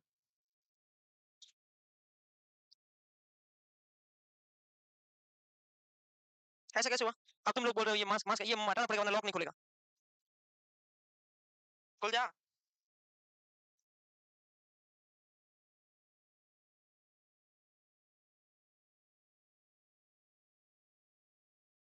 टेरिपेराटाइड use in the hyperparathyroidism and osteoporosis in which the bone become thin और वीक हो जाती है, जिसमें मेनोपॉज के बाद में ज्यादातर चांसेस रहता है फीमेल में, उसमें भी यूज करते हैं क्योंकि बोन टूटने का चांसेस रहता है, बोन पोरस हो जाती है, फ्रेजाइल हो जाती है। Teriparatide injection contain a synthetic form of natural human hormone called parathyroid hormone. It works by causing the body to build new bone by increasing bone strength and density. देखो इसमें ये लगा हुआ है, इसके अंदर सिंथेटिक फॉर्म ऑफ पीटीएच होता है, सिंथेटिक फॉर्म ऑफ पीटीएच होता है, लेकिन इसमें ये भी बात क्लियर कर लिखी हुई है कि ये जो पीटीएच है सिंथेटिक, ये कैल्शियम का एब्जॉर्प्शन करवा के नई बोन की ग्रोथ में हेल्प करता है, ऐसे क्लियर कर लिखा हुआ है। तो इसलिए मैंने सीधा वही लिख दिया भाई, न्यू बोन ग्रोथ, मेरे को पीटीएच नहीं आइडिया था, लेकिन आंसर सही है, न्यू बोन की ग्रोथ करवाता है। कई बार ऐसा कुछ होता है ना, जैसे हम कुछ स्पेशल टाइप की ड्रग्स यूज करते हैं, तो ये थोड़ा स्पेसिफिक हो गया अलग से, लिख लिया सबने? स्टिमुलेट न्यू बोन फॉर्मेशन, सही है टेरिपेराटाइड। आगे बढ़े। एक एक डिसऑर्डर होता है ऑस्टियोपोरोसिस और एक होता है गॉल ब्लैडर स्टोन, एक होता है ऑस्टियोपोरोसिस, एक होता है गॉल ब्लैडर स्टोन, और दोनों क्वेश्चन नॉन सेट में एज इट इज आ सकते हैं, जैसे मैं अभी बोल रहा हूँ। गॉल ब्लैडर स्टोन का मोस्ट कॉमन एज कौन है, किसको होता है? मैं चार ऑप्शन दे दूं, एक 80 साल का मेल है, 70 साल का मेल है, एक 50 ईयर की फीमेल है जिसका मेनोपॉज हो गया, एक 44 की है जिसका मेनोपॉज नहीं हुआ। मेल में gall bladder stone as compare to female कम होता है। अगर कोई भी फीमेल जिसको मेनोपॉज हो गया उसको गॉल ब्लैडर स्टोन होने के चांसेस ज्यादा रहते हैं, ठीक है? फीमेल जिसको मेनोपॉज हो गया उसके गॉल ब्लैडर स्टोन, और ऐसी फीमेल जिसके मेनोपॉज हो चुका है उसके ऑस्टियोपोरोसिस होने का चांसेस ज्यादा एज कंपेयर टू मेल, चाहे मेल से 20 साल बड़ा एज में, मेल चाहे 80 साल का है, 75 का है, 70 का है, लेकिन फीमेल का मेनोपॉज हो चुका है, उसको कैल्शियम विटामिन डी लेना ही पड़ेगा, वरना उसको पैथोलॉजिकल फ्रैक्चर हो जाएगा, ऑस्टियोपोरोसिस हो जाएगा, क्योंकि एस्ट्रोजन कम हो जाता है, एस्ट्रोजन कैल्शियम के एब्जॉर्प्शन को कम कर देता है, कैल्शियम का एब्जॉर्प्शन नहीं होता तो कहीं बोन वीक हो जाती है। समझे आप लोग? सर्जरी क्या करेंगे भाई, कोई ट्यूमर ट्रॉमा है तो पैराथोरेक्टोमी, कुछ नहीं लिखना। पैराथोरेक्टोमी कैसे करते हैं, थायराइड को निकालने को तो पैराथोरेक्टोमी बोलते हैं, क्योंकि उसी के साथ चिपकी हुई है, तो वही नर्सिंग मैनेजमेंट लिखो, सेम एज थायराइडक्टोमी मैनेजमेंट, कुछ नहीं लिखना, सेम एज, नॉट सेट में है ना, पेन लेके लिखना सेम एज, अरे सेम एकदम टू कॉपी है, क्योंकि पोस्ट ऑपरेटिव वही देखना, airway, tracheostomy, semi Fowler, tetany, hypocalcaemia assessment, क्योंकि निकाल लोगे तो हाइपोकैल्सीमिया हो सकता है, रिकल लेरिंजियल नर्व डैमेज, बस सेम है, निकल लिखोगे नहीं, ओले खत्म। नेक्स्ट हेडिंग लगाओ एड्रिनल ग्लैंड, कौन सी ग्लैंड, कौन सी ग्लैंड, जल्दी हेडिंग लगाओ एड्रिनल ग्लैंड, कौन सी ग्लैंड, कौन सी, कौन सी, ये तुम्हारी बॉडी की स्ट्रेस रेगुलेटरी ग्लैंड है। कुछ लोग इसको वापस लिखेंगे, थॉरेक्टोमी वाला तो याद हुआ ही, इसको लिख के निहाल हो जाएंगे। ओके बाय बाय टाटा, ले लो फोटो ले ले।